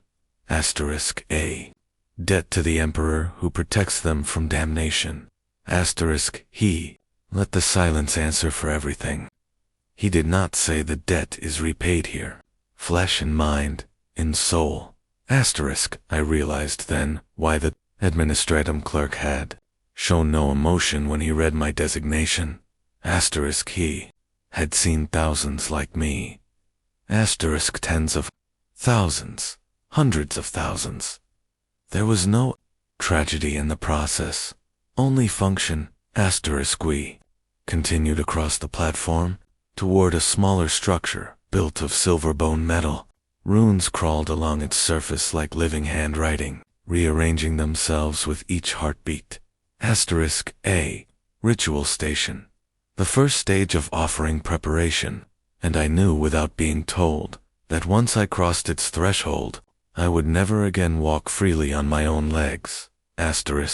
Not because restraints would bind me, but because my will would no longer matter. The warden paused, turning to face me one last time. His hood obscured his eyes, but I felt them upon me all the same. Greater than. There is no shame in fear, only in hesitation. My voice was fragile, like the reflection of a voice. Do those who serve here ever find peace? The warden did not answer immediately. When he did, it was with the weight of one who has spoken the same truth thousands of times. Greater than.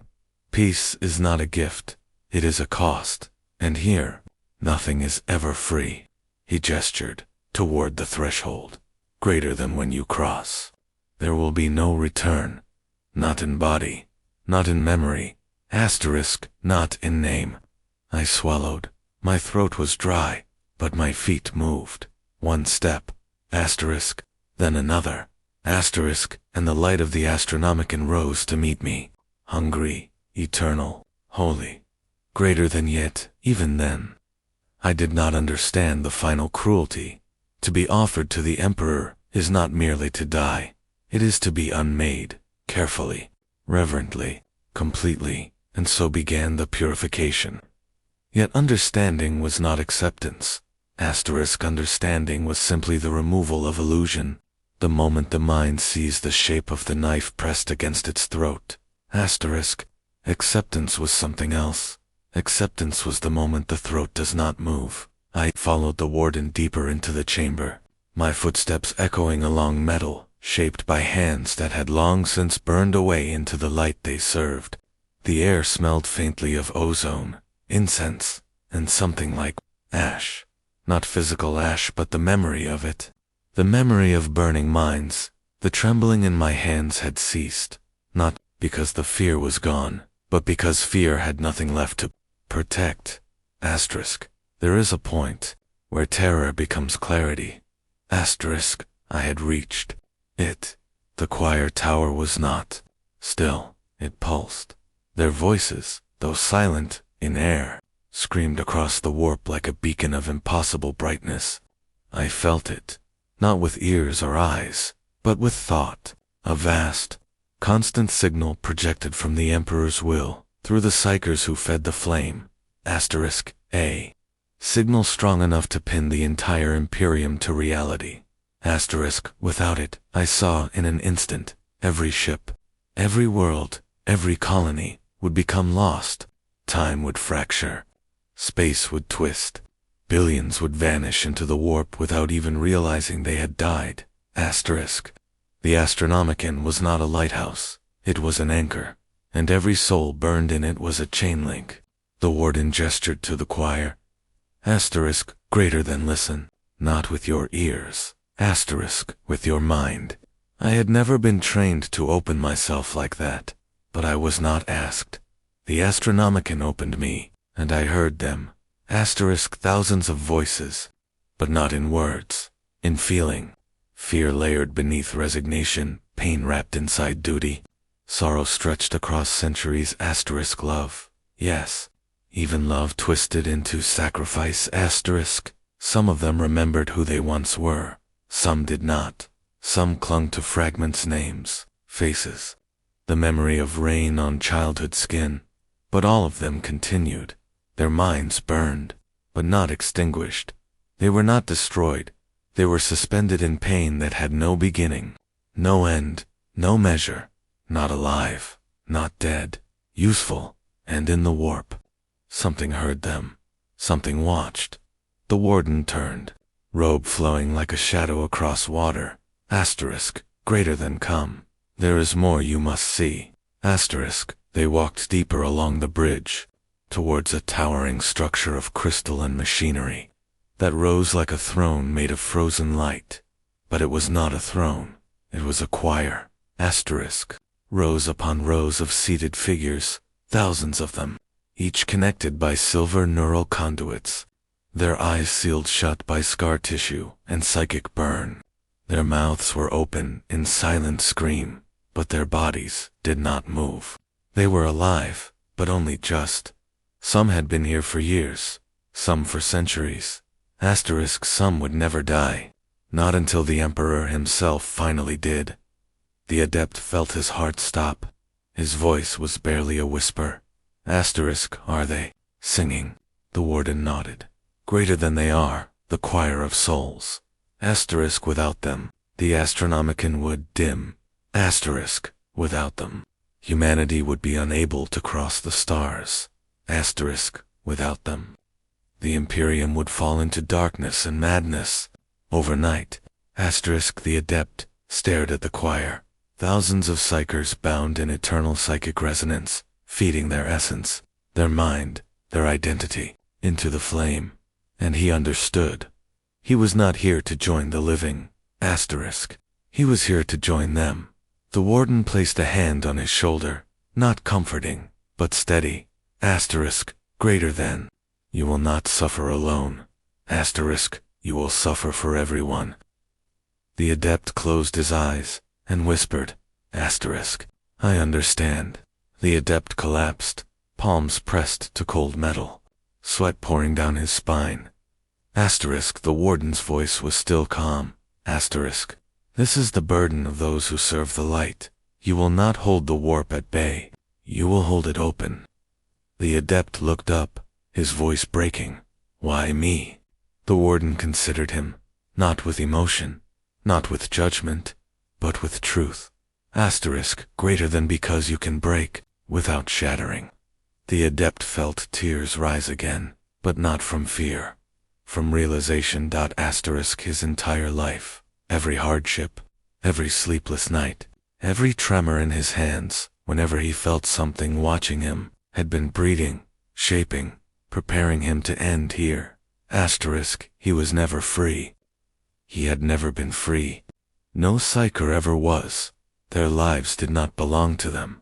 Their souls were pre-claimed. The attendants stepped back, disappearing into the shadows, leaving only the adept and the warden suspended above the burning sea of souls. The warden lifted one hand. The machinery around the chamber responded instantly, gears shifting, pylons powering up, psychic conduits opening like flowers of polished steel.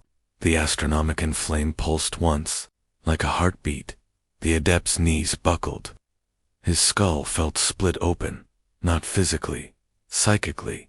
He saw the warp, not as a dream, not as a superstition, not as propaganda, but as it truly was, an ocean of living madness, swirling colors and shapes that defied geometry, where time did not flow forward, and identity was a temporary lie. Voices howled, wept, screamed, sang every emotion humanity had ever known, magnified to monstrous proportions. He saw beings there, luminous, terrible, eternal. He saw eyes staring back at him, millions of them. Some curious, some hungry, some simply aware, all watching Terra. Watching the Astronomican, watching him. His breath shattered into short, panicked gasps. His hands trembled.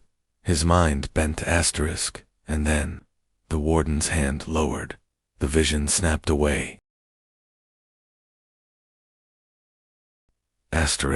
There are deaths that come quickly. The blade, the bullet, the fall. And then there are those deaths that are rituals. Deaths that are not ends, but transformations. Deaths that must be performed with precision, so that the soul may be guided, shaped, harvested. Mine would be the second kind. The chamber I entered was not dark, but neither was it bright. The air glowed with a soft gold luminescence, like light seen through closed eyelids. It seemed to come from nowhere and everywhere. Not illumination, but presence. The mark of faith engineered into architecture. Acolytes in robes of bone white and deep crimson moved through the space like silent phantoms. Their footsteps made no sound. Their robes never brushed the floor. Every motion was deliberate, practiced, rehearsed 1,000 times across 1,000 years. They did not look at me, not out of disdain, but because I was not yet a person. I was material, something to be prepared. A slender figure approached, a priest, though not like any I had ever seen. He bore no ornate symbol, no gaudy iconography. His robe was simple. His eyes were bare. His head was shaved.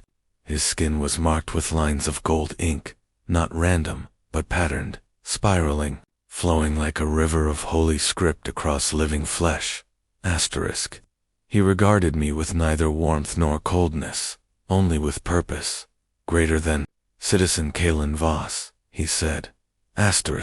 You will relinquish your identity now. His voice was calm, even practiced. This, too, was ritual. I tried to speak, not in refusal, but in instinct, to say I am still myself. The words did not come. Not because I lacked the will, but because I realized I did not know who myself was anymore. The moment I was chosen, my identity had begun to dissolve, not by force, by inevitability. The priest extended a hand toward my chest. 2 acolytes stepped forward behind me, not restraining, not touching, just present. The priest's fingers pressed to the center of my sternum. And I felt something, a warmth, a subtle pulse, a gentle pull, not physical. Memory. He was reading me. Not thoughts, but the gravity of my life, my regrets, my joys, my fears, my sins, my kindnesses, not judging them, not weighing them, cataloging them. Asterisk 4. Removal. You have lived 39 standard years, he said, voice level. Asterisk, your earliest memory is of rain on a window. Asterisk, your most recent memory is of a corridor that felt too small. Your greatest fear is insignificance. Your greatest grief is a love unspoken. Your greatest sin is envy. Your greatest hope is to be remembered. Asterisk, my chest tightened, not from pain, from recognition. He was right. He was right about all of it. Asterisk, and then he said the words that broke something inside me. Asterisk, greater than. These things no longer belong to you. Asterisk, he did not wrench them away. Asterisk, he simply spoke the truth. That made them loosen. Asterisk, the memories did not vanish, but they no longer felt anchored. They began to drift.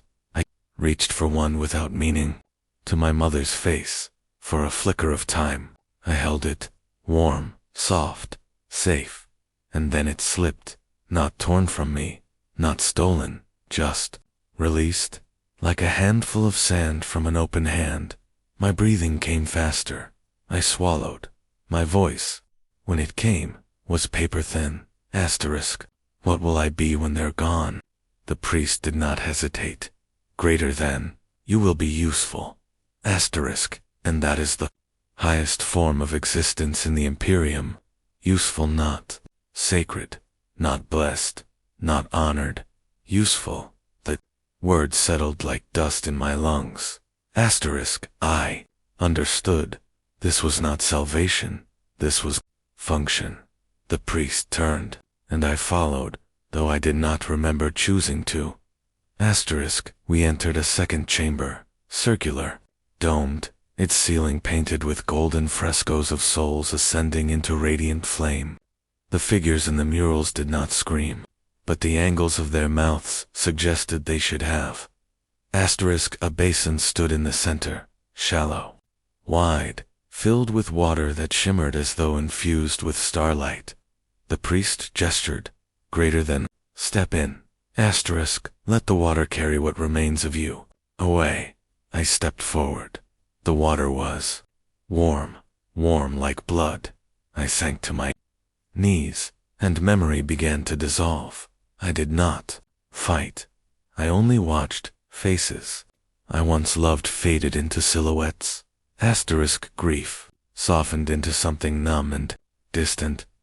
Fear receded to a whisper. Not peace, not relief, just emptying. Making space for what was coming. The boys' breaths came in ragged pulls now, each inhale like dragging rusted metal over bone. The further they moved into the inner sanctum, the more the lights above flickered, not because of failing technology, but because of the presence that filled the air.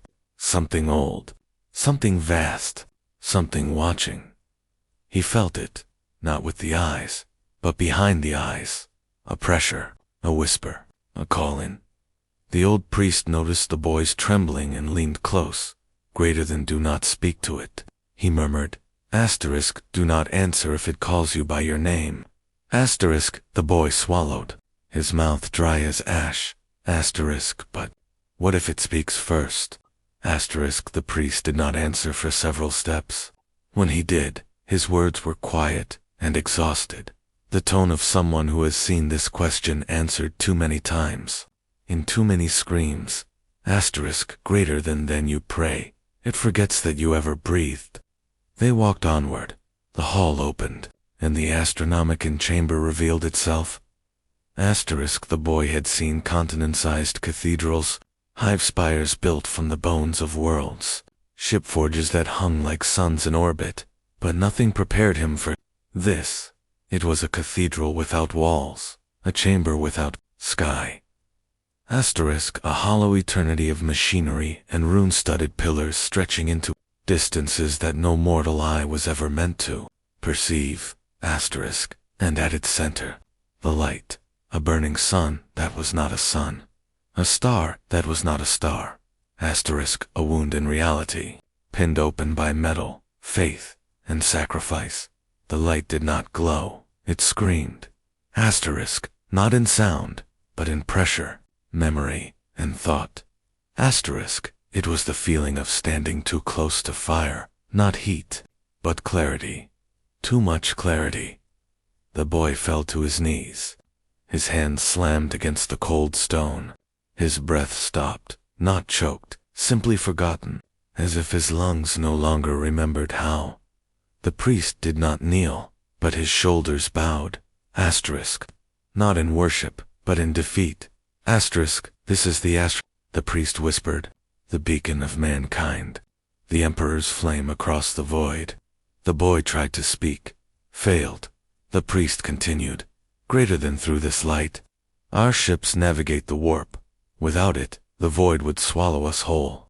Without it, the Imperium would fracture into a billion screaming, starving fragments. Asterisk, the boy forced a breath, forced his voice. Asterisk, and this is powered by psychers, right? The priest did not answer, not with words. Instead, he pointed. The boy followed the direction of his hand, and he saw them. Thousands, tens of thousands, asterisk, in chains, in ritual harnesses, suspended in iron thrones, connected through cables plugged into bone. Asterisk, their eyes burned empty, or too full, or were gone entirely. Some trembled, some whispered, some laughed, some simply stared into the light, never blinking. Asterisk, and every few seconds, one of them went still. Their bodies sagged, their mind burned away, their life folded into the flame. Asterisk, a servo cherub drifted past, carrying a censer of smoke, not incense, burnt flesh, for purification of the air, for masking of scent, for the maintenance of order. The boy gagged. The priest's voice remained steady, greater than 1,000 psychers a day. Asterisk, every single day. The boy stared, horrified. 1,000. The priest nodded. And tomorrow, 1,000 more. And the day after that. And the day after that. Asterisk, but the boy's voice cracked. That means millions. The priest closed his eyes. Yes. Asterisk, the boy looked at the chained psychers again, and now he understood something terrible. Asterisk, they were not screaming, because they were dying. Asterisk, they were screaming, because they were still alive. Asterisk, because they could feel themselves being poured into something endless. Asterisk, their minds did not vanish instantly. They stretched, they unraveled, they burned in slow motion. The priest spoke again, softer now. Asterisk, greater than this is what it costs to see the stars. Asterisk, the boy recoiled, not physically, but spiritually. His faith had been iron, now it cracked. Asterisk, how can this be right? The priest did not answer. The boy pressed harder, voice shaking. Asterisk, how can the Emperor demand this? How can the Imperium justify this? How can the priest turn sharply, and anger flared in his eyes? Not righteous anger, not fanatic anger, but mourning so deep it had curdled into rage. Asterisk, greater than, do you think I do not ask myself this every night? Asterisk, do you think faith protects us from the truth? Asterisk, faith is what allows us to live with it. The boy fell silent. The priest breathed out long, slow, the exhale of someone who had carried too much for too long. Asterisk, the Imperium is dying. Asterisk, the galaxy is a graveyard with delusions of movement. Asterisk, without this light, all of humanity collapses into darkness, madness, and hunger.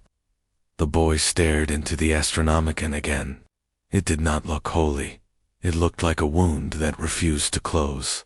The priest whispered, asterisk, greater than, so we burn our brightest minds to keep the night away. Asterisk, because, if the light goes out, asterisk, the darkness will not simply return. Asterisk, it will remember. The boy lowered his head. The priest continued walking. Asterisk, and the boy followed. His steps were slower now. He understood.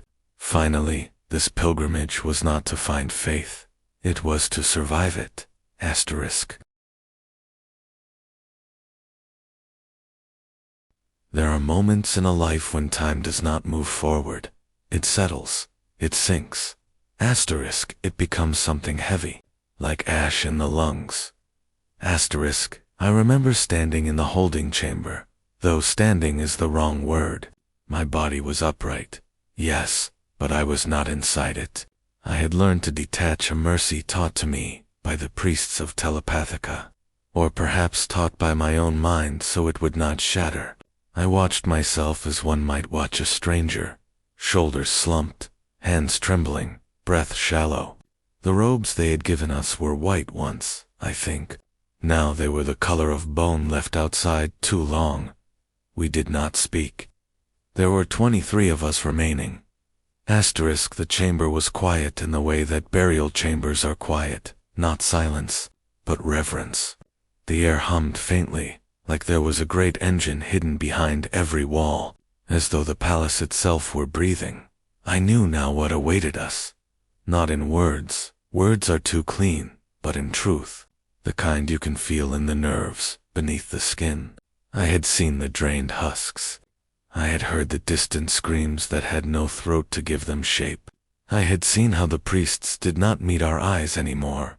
Asterisk. We had crossed the point where pity served any purpose. The doors opened. A cold wind passed through the chamber, though there was no source for it. The scent of incense and sanctified oils followed, and then they entered. Not soldiers, not officers, not even priests in the way one understands priests.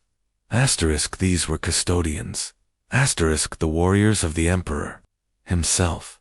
Their presence was not simply seen, it was felt. A pressure behind the eye sockets, a tightening of the lungs. A realization that stands were being made here long before we were ever born. Their armor did not shine with brightness. It glowed with authority. Not gold, but something older, worn not by men, but by history itself. They did not speak. They did not need to. Asterisk, they merely stood before us, vast and absolute, and we followed. Our bare feet met the cold stone floor. That sensation was the last thing in my life that felt human. Asterisk. The corridor we entered did not seem constructed, it seemed carved, as though the mountain that held the imperial palace had once been whole, and now had simply been opened to reveal its heart. The walls were smooth, without seam or joint. The lumens were not lamps, but lines of light that seemed to grow from the stone itself. We walked. We did not know how long. Asterisk, there were no windows, no clocks, no markers. The passage itself was a ritual. The others beside me breathed softly, carefully, as though to break the silence was to commit some unnamed sin. I could not tell if they were afraid, or if, like me, they were beyond it. Asterisk, at some point, I noticed that the corridor was sloping barely, gently, but continuously downward. It was not a climb to the Emperor. Asterisk, it was a descent. Asterisk, downward into the mountain, downward into history, downward into purpose. Asterisk, I remember thinking, of course it would be like this. Asterisk, for all my life. I had imagined the Emperor above, somewhere distant and unreachable. But the truth of him was below the world, at its root. Holding it up by sheer will, we were not ascending to his throne, we were descending to the weight he carried. Asterisk, there were statues, occasionally, great figures in stone lined in alcoves.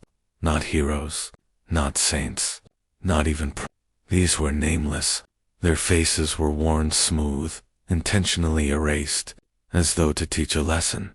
Asterisk, you will be remembered only by your sacrifice, not your name.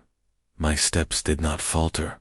Broken acceptance is not peace. Asterisk. It is simply the absence of struggle. We walked until thought itself thinned. The corridor opened. Asterisk, and then, for the first time since I was taken from the surface, I understood scale. The space before us was vast. Not a hall, not a chamber, but a cathedral carved into eternity. Pillars that were not pillars, but entire geological formations rose upward into darkness. Archways layered upon archways. A ceiling lost somewhere above vision. Lights flickered like distant stars. Asterisk, and at the far end, unreachable, yet inescapable, was a glow. Not bright, not warm, just present. A constant radiance, like the last ember of a dying sun that refuses to extinguish. I did not cry, I did not pray, I did not tremble. Asterisk, those things belonged to someone I had been. Asterisk, the custodians raised their halberds, slow, deliberate, and we continued forward. My final walk as myself had begun. The floor changed beneath my feet. Asterisk, it was gradual at first, stone giving way to something smoother. Something that had been polished not by tools, but by time and the passing of countless footsteps. This was a path worn by millions who had come before us. I understood then that we were not rare. We were not chosen for our uniqueness. Asterisk, we were fuel for a fire that could never be allowed to die. The custodians slowed their pace, not hesitating.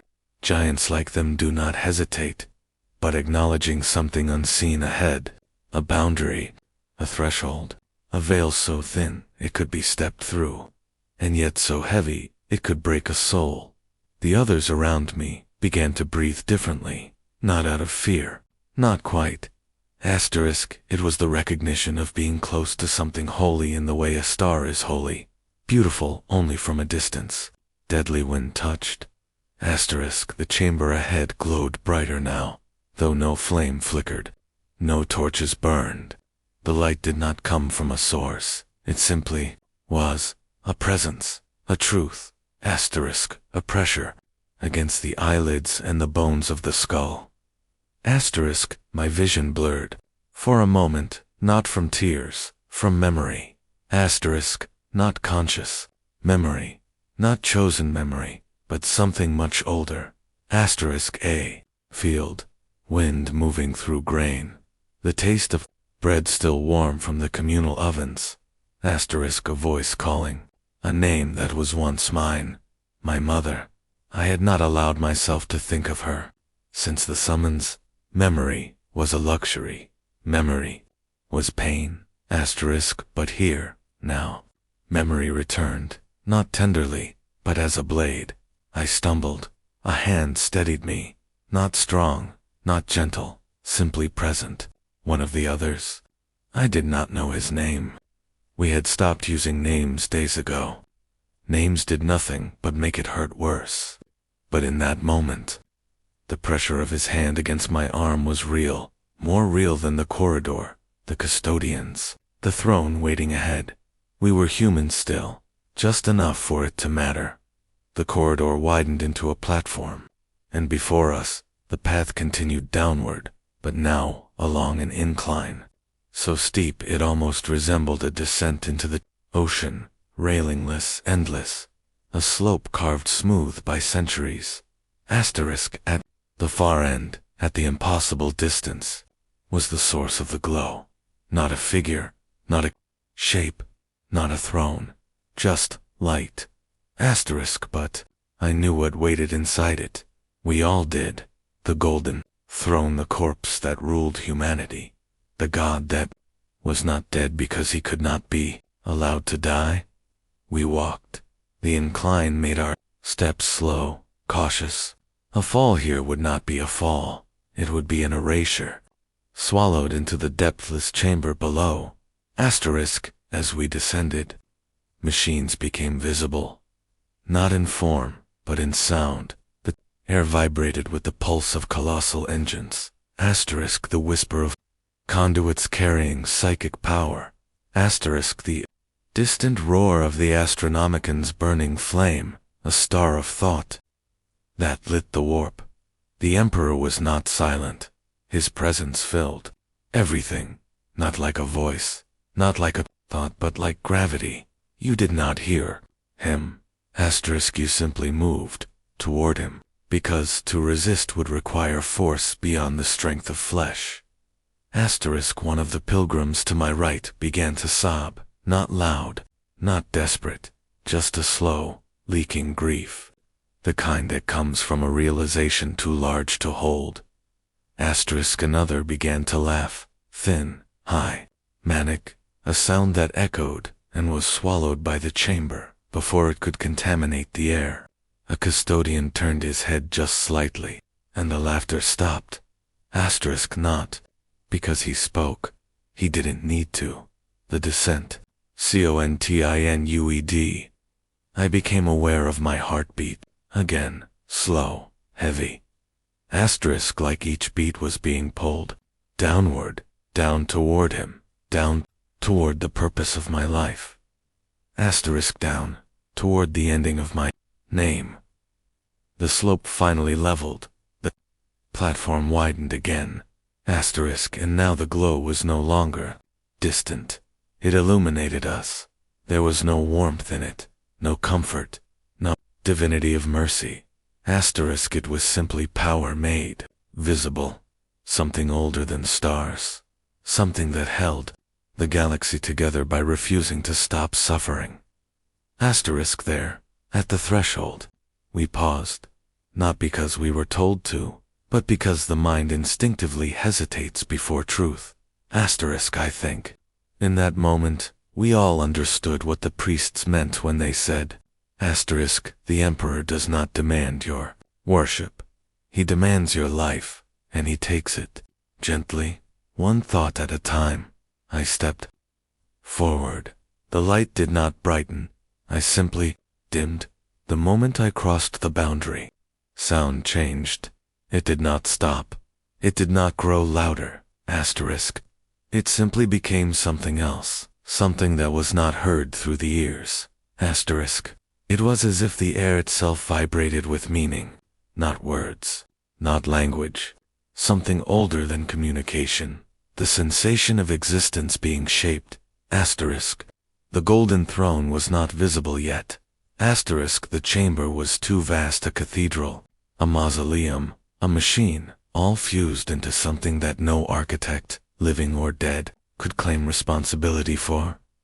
Its structure was beyond comprehension because it was beyond human time. We were ants walking inside a memory of a god. The floor beneath us had changed again. The smooth, worn stone was gone, replaced by panels of adamantine, each etched with sigils that crawled and shifted when looked at too long. The metal felt warm, not warm like heat, warm like breath, like the chamber was alive. No one spoke. No one could have. Our voices did not belong in a place like this. The custodians continued forward, but now, their steps were slow, heavy, not with hesitation, but with reverence. Even they. The Emperor's perfect children bowed not with their bodies, but with their silence. There were statues here, towering along the path, shapes of armored figures, their faces obscured by time and neglect and the dust of ages. Not heroes, not saint sacrifices. Those who had once come willingly. Those who had once been chosen. Those who had once believed they would survive the encounter and carry his will outward like flame. But now they stood frozen in eternity, only not carved. No chisel had sculpted these figures. They had simply stopped moving, their flesh gone, their armor fused, their bones locked in postures of devotion. We passed them one by one, a library of endings. The man beside me, the one who had steadied me earlier, paused before one statue. His breath caught in his throat. I glanced at the stone's face. It was him, or rather it could have been. The features were almost identical. The shape of the jaw, the slant of the brow, the slight curve to the nose. The Emperor did not choose randomly. He chose patterns, bloodlines, that resonated the same way. Asterisk identical. Souls given identical fates across generations. Asterisk there was no rebellion left in the man after that. We walked on, and then the light opened. Asterisk not brighter, not blinding, just revealed. And there he was. Not in the way we imagine gods. Asterisk not in the way we paint him on cathedral banners. Asterisk not as the warrior king who strode across Terra in the age of strife, but as a gravity, a colossal, immovable, infinite presence sitting upon a throne the size of a mountain. Machinery enveloped him. Tubes, conduits, golden plates, scaffolds of psychic amplification that hummed with unimaginable pressure. His body was still, but not inert. It was working, burning, dying, saving, rotting, enduring. The surface of his armor was eaten away and rebuilt, and eaten again in an endless cycle of divine decay. Gold turned black, turned ember, turned bone, turned gold again. A constant, eternal wound.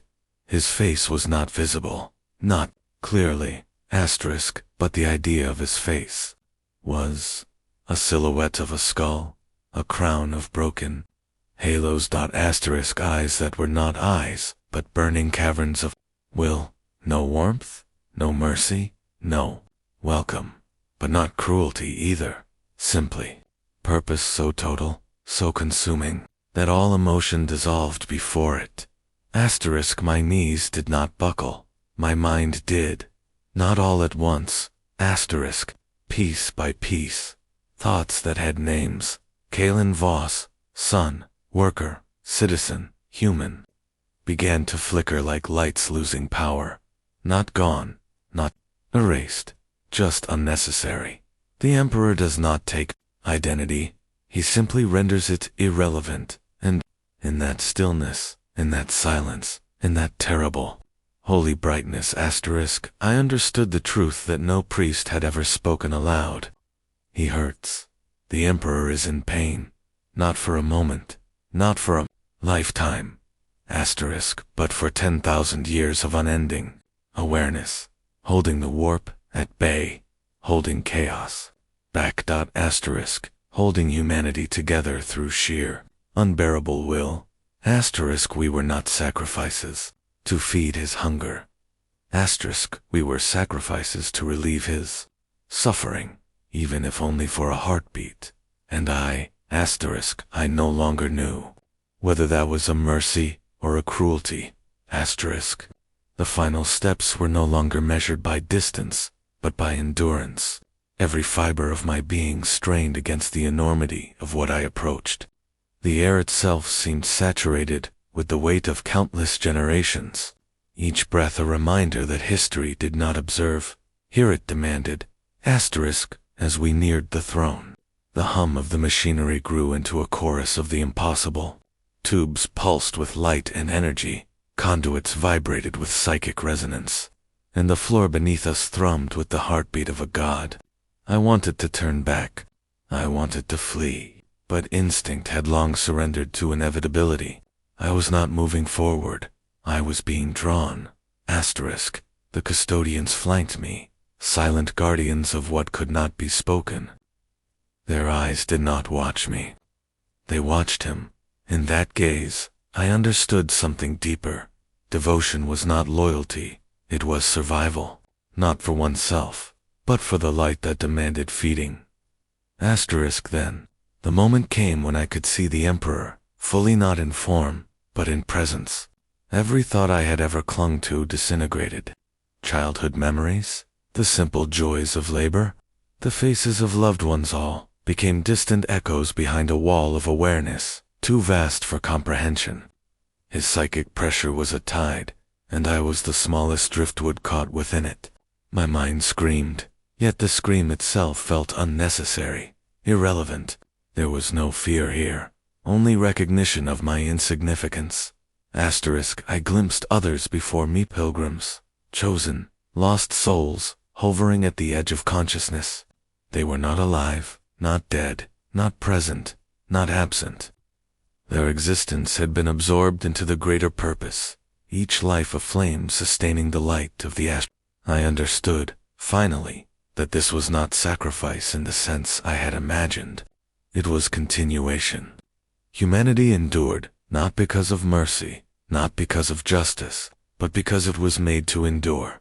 As I stepped closer to the throne, I felt my own body fading, limbs and face, memories and selfhood all peeled away like layers of worn parchment.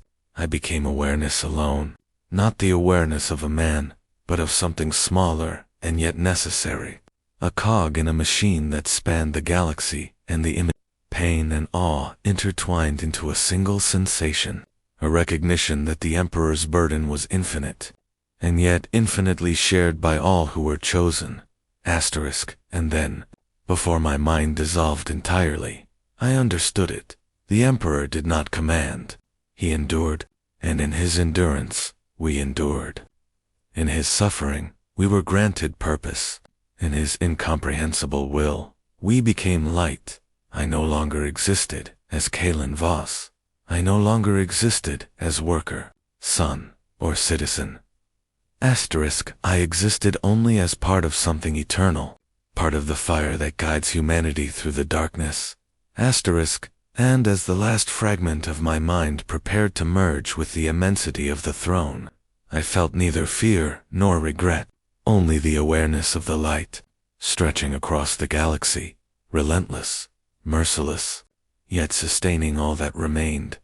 Greater than, and so I crossed the final threshold of flesh and thought, my essence becoming part of the Emperor's unending vigil. What followed would no longer be human, yet it would keep humanity alive. It always had, and as it always would. I felt the final tether to the material world stretch and snap. Flesh, bone, thought all became irrelevant. I was not falling, not flying, but unfolding, being drawn into a dimension older than stars, and yet bound to their light. The corridors, the chambers, the whispers of centuries, they receded into nothingness, leaving only the presence. Time, as I knew it, no longer existed. My memories flickered, fragmented, my mother's lullabies, the smell of iron in the factory, the laughter of children in Sector Gamma 7 all bled together into a river of sensation that was mine, and yet not mine. Every heartbeat I had ever known dissolved into the rhythm of the Emperor's will. Every breath replaced by the silent pulse of his awareness. Around me, I glimpsed others, not bodies, not faces, not forms, but echoes. They had arrived before me, and like me, had been consumed into the light. I recognized their terror, their wonder, their surrender, and in that recognition I realized the process was merciless, because mercy was a luxury the galaxy could not afford. Every soul offered, every mind absorbed, sustained the light that guided billions across the warp, shielding them from the maelstrom of chaos. The sensation was not one of pain alone. It was agony, yes, but it was awe, reverence, terror, and understanding entwined. My consciousness stretched thin, stretched wide, until I was simultaneously everything and nothing. I saw the currents of the Imperium, the writhing tides of raw emotion and psychic energy that humans could neither see nor comprehend. The Emperor was at the center, his psychic flame burning with infinite intensity, and I was drawn into it, as necessary as a wick to a candle, as a spark to a fire. Images assaulted me, worlds in flame, fleets lost to warp storms, the ceaseless labor of billions across the Imperium, and yet, threaded through the chaos, was the light, the Astronomican, burning, guiding, sustaining. My mind registered it as instinct, as truth. This light demanded sacrifice. It demanded everything we were. I understood why the Adeptus Astra Telepathica spoke of salvation, of divine purpose. They lied only in their comfort. They could not admit the horror that sustained the galaxy, the price that would never end. I felt my own psychic essence begin to unravel. The very atoms of my thought dissolving into currents that were not mine, currents that were older than humanity. Faces of the past flickered across my vision, friends, strangers, the family I left behind. Their significance was immediate, then fleeting. I was being consumed, and yet I was part of the consuming. There was no loss, no gain, only continuation. My mind was no longer mine, but the light was eternal. And that light was mine now too. I glimpsed the mechanisms by which the emperors will traverse the galaxy, threads of psychic energy, resonating with the lives of those offered, connecting planets, ships, souls. The Astronomican did not merely guide Tit, protected, illuminated, endured. And its endurance was built upon the ashes of countless consciousnesses, including mine. Each thought, each fear, each flicker of hope became fuel for the guiding flame. I could feel them all, every fragment, every echo. Joining me in the silent choir of the consumed, pain, when it came, was both intimate and infinite. I felt my identity fragment, memories splinter, sensations detach from body and mind. I understood the mechanics of the offering, the terrible precision by which a soul was dismantled and woven into something greater. Some cried out, some raged, some simply surrendered. I did not cry, I did not resist. I understood now that resistance was meaningless before the immensity of the Emperor. To fight was to deny the galaxy its lifeline. The psychic fire intensified. It did not burn the flesh, it burned the self, the ego, the constructs of individuality. I was stripped bare.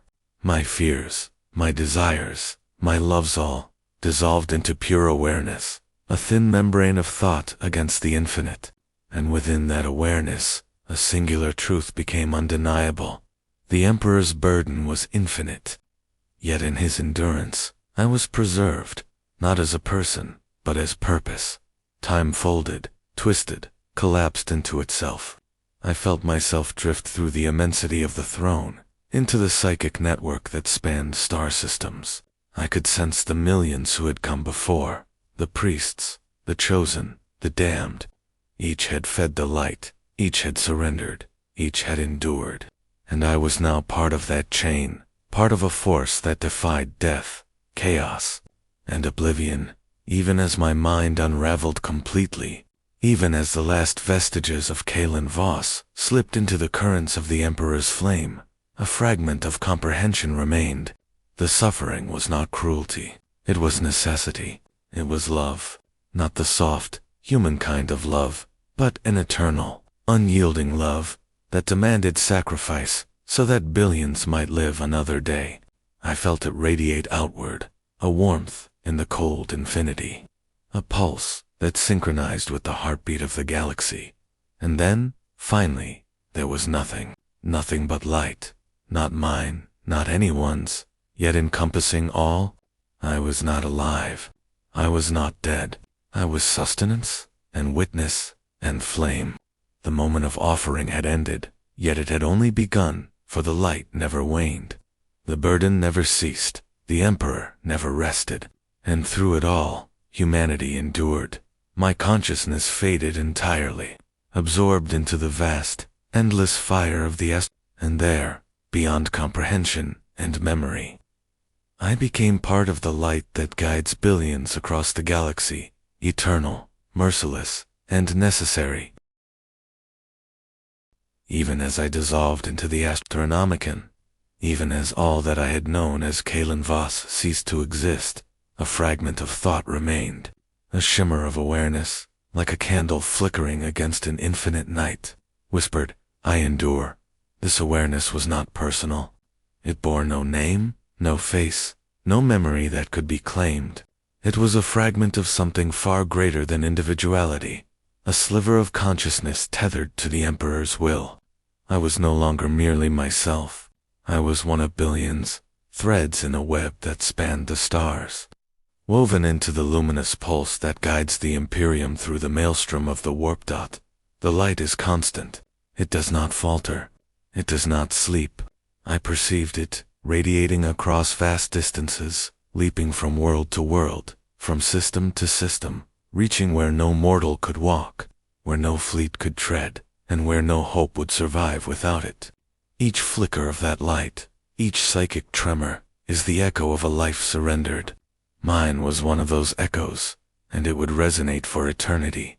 Time became meaningless. I could not measure it in years, decades, or centuries.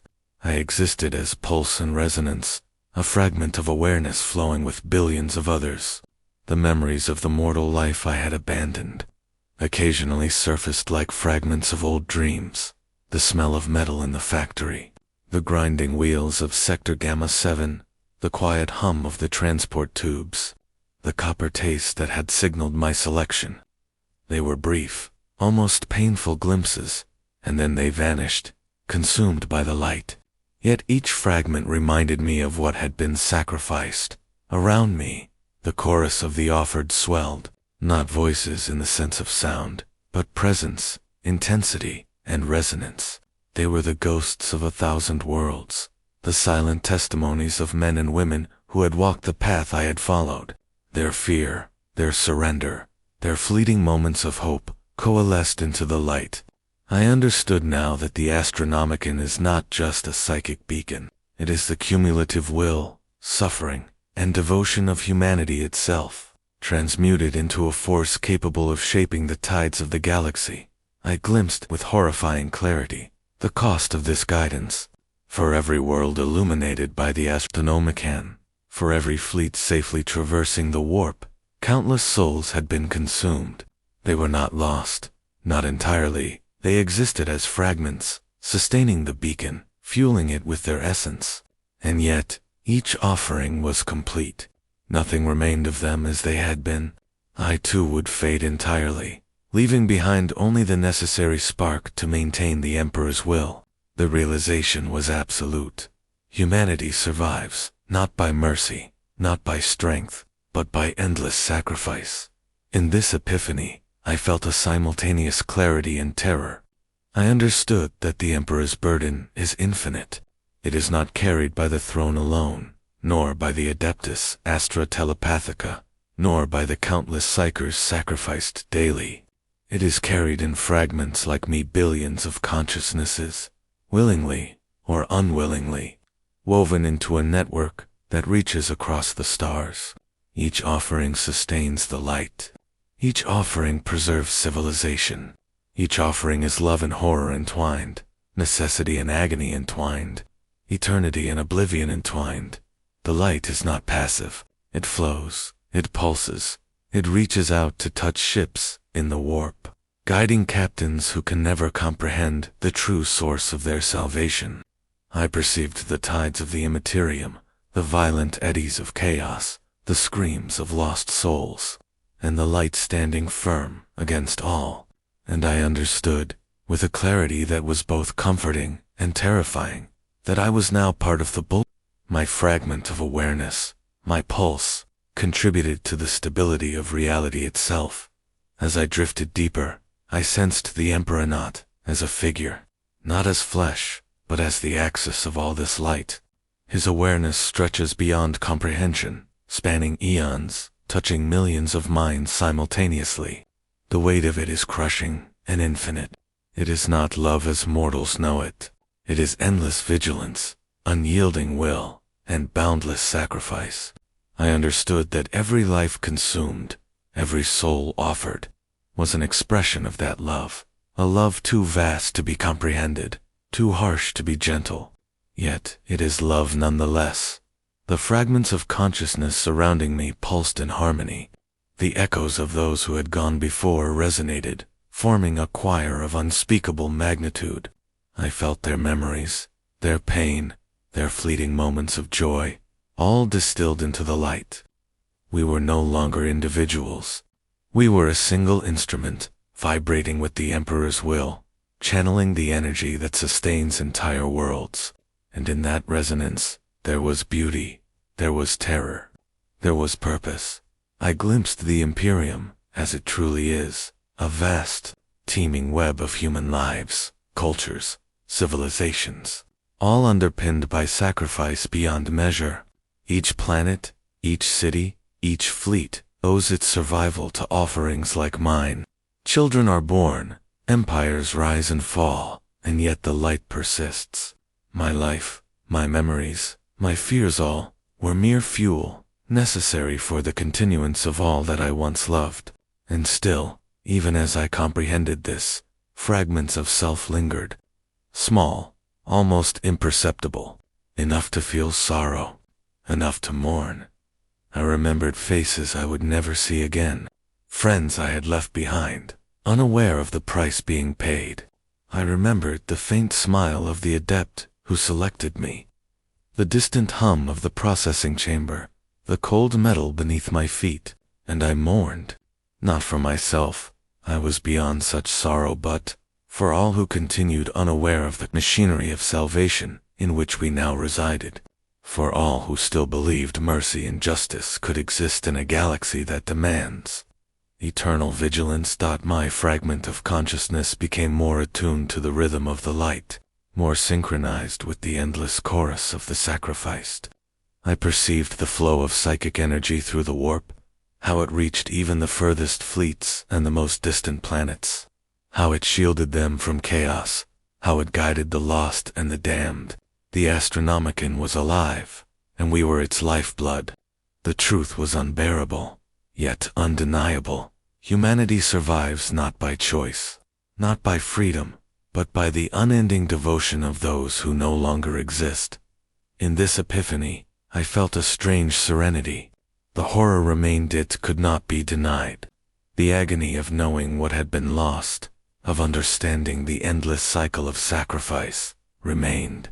And yet, within that horror was a form of transcendence. I was no longer Kalen Voss, no longer a mortal, no longer a singular being subject to fear and doubt. I was a fragment of eternity, part of a network that would endure far beyond the lifespan of suns, far beyond the reckoning of empires. And in this endurance, there was purpose. The light enveloped me completely. There was no beginning, no end. There was only pulse, resonance, and awareness. I felt the threads of my consciousness entwined with those of others, creating a lattice of energy that spanned the galaxy. Together, we were stronger than any single mind, any single life. Together, we were necessary. Together, we were the embodiment of the Emperor's will, the safeguard of human civilization, the eternal flame that no darkness could extinguish. And yet, as the fragments of self dissipated entirely, I realized something else. The light that sustains humanity is relentless, unforgiving, and infinite. It does not rest, it does not tire, it does not forgive. Those who live under its guidance may never know it, may never comprehend the cost, and yet they owe their survival to it. And to those like me who have become a fragment of its power, I felt the last remnants of my individuality fade. The memories, the fears, the desires, the hopes, all were absorbed into the light. I became nothing and everything simultaneously. My consciousness was a ripple, a pulse, a part of the eternal rhythm. And in this rhythm, I understood that death, as mortals perceive it, is an illusion. We endure, not as individuals, but as sustenance for the light. We endure, not as selves, but as purpose. We endure, and in our endurance, humanity lives. The galaxies continue their dance. Fleets traverse the warp, worlds flourish and crumble. The light remains, unwavering, eternal, and absolute. The Emperor's burden is carried by all who have been offered, all who will be offered, all who are yet to come. And we, the fragments of countless souls, remain the quiet heartbeat of the Imperium, guiding, sustaining, enduring. In the far future, mercy is a luxury humanity cannot afford. Compassion is measured in sacrifice. Love is measured in endurance. And we, who have become one with the light, continue the work begun eons ago, to protect, to guide, to sustain, and to endure forever. And so I am no longer a man, no longer Kalen Voss, no longer mortal at all. I am a fragment, a pulse, a spark within the eternal light. I endure in silence. I endure in fire. I endure because humanity must survive, and in this endurance, the light never ends.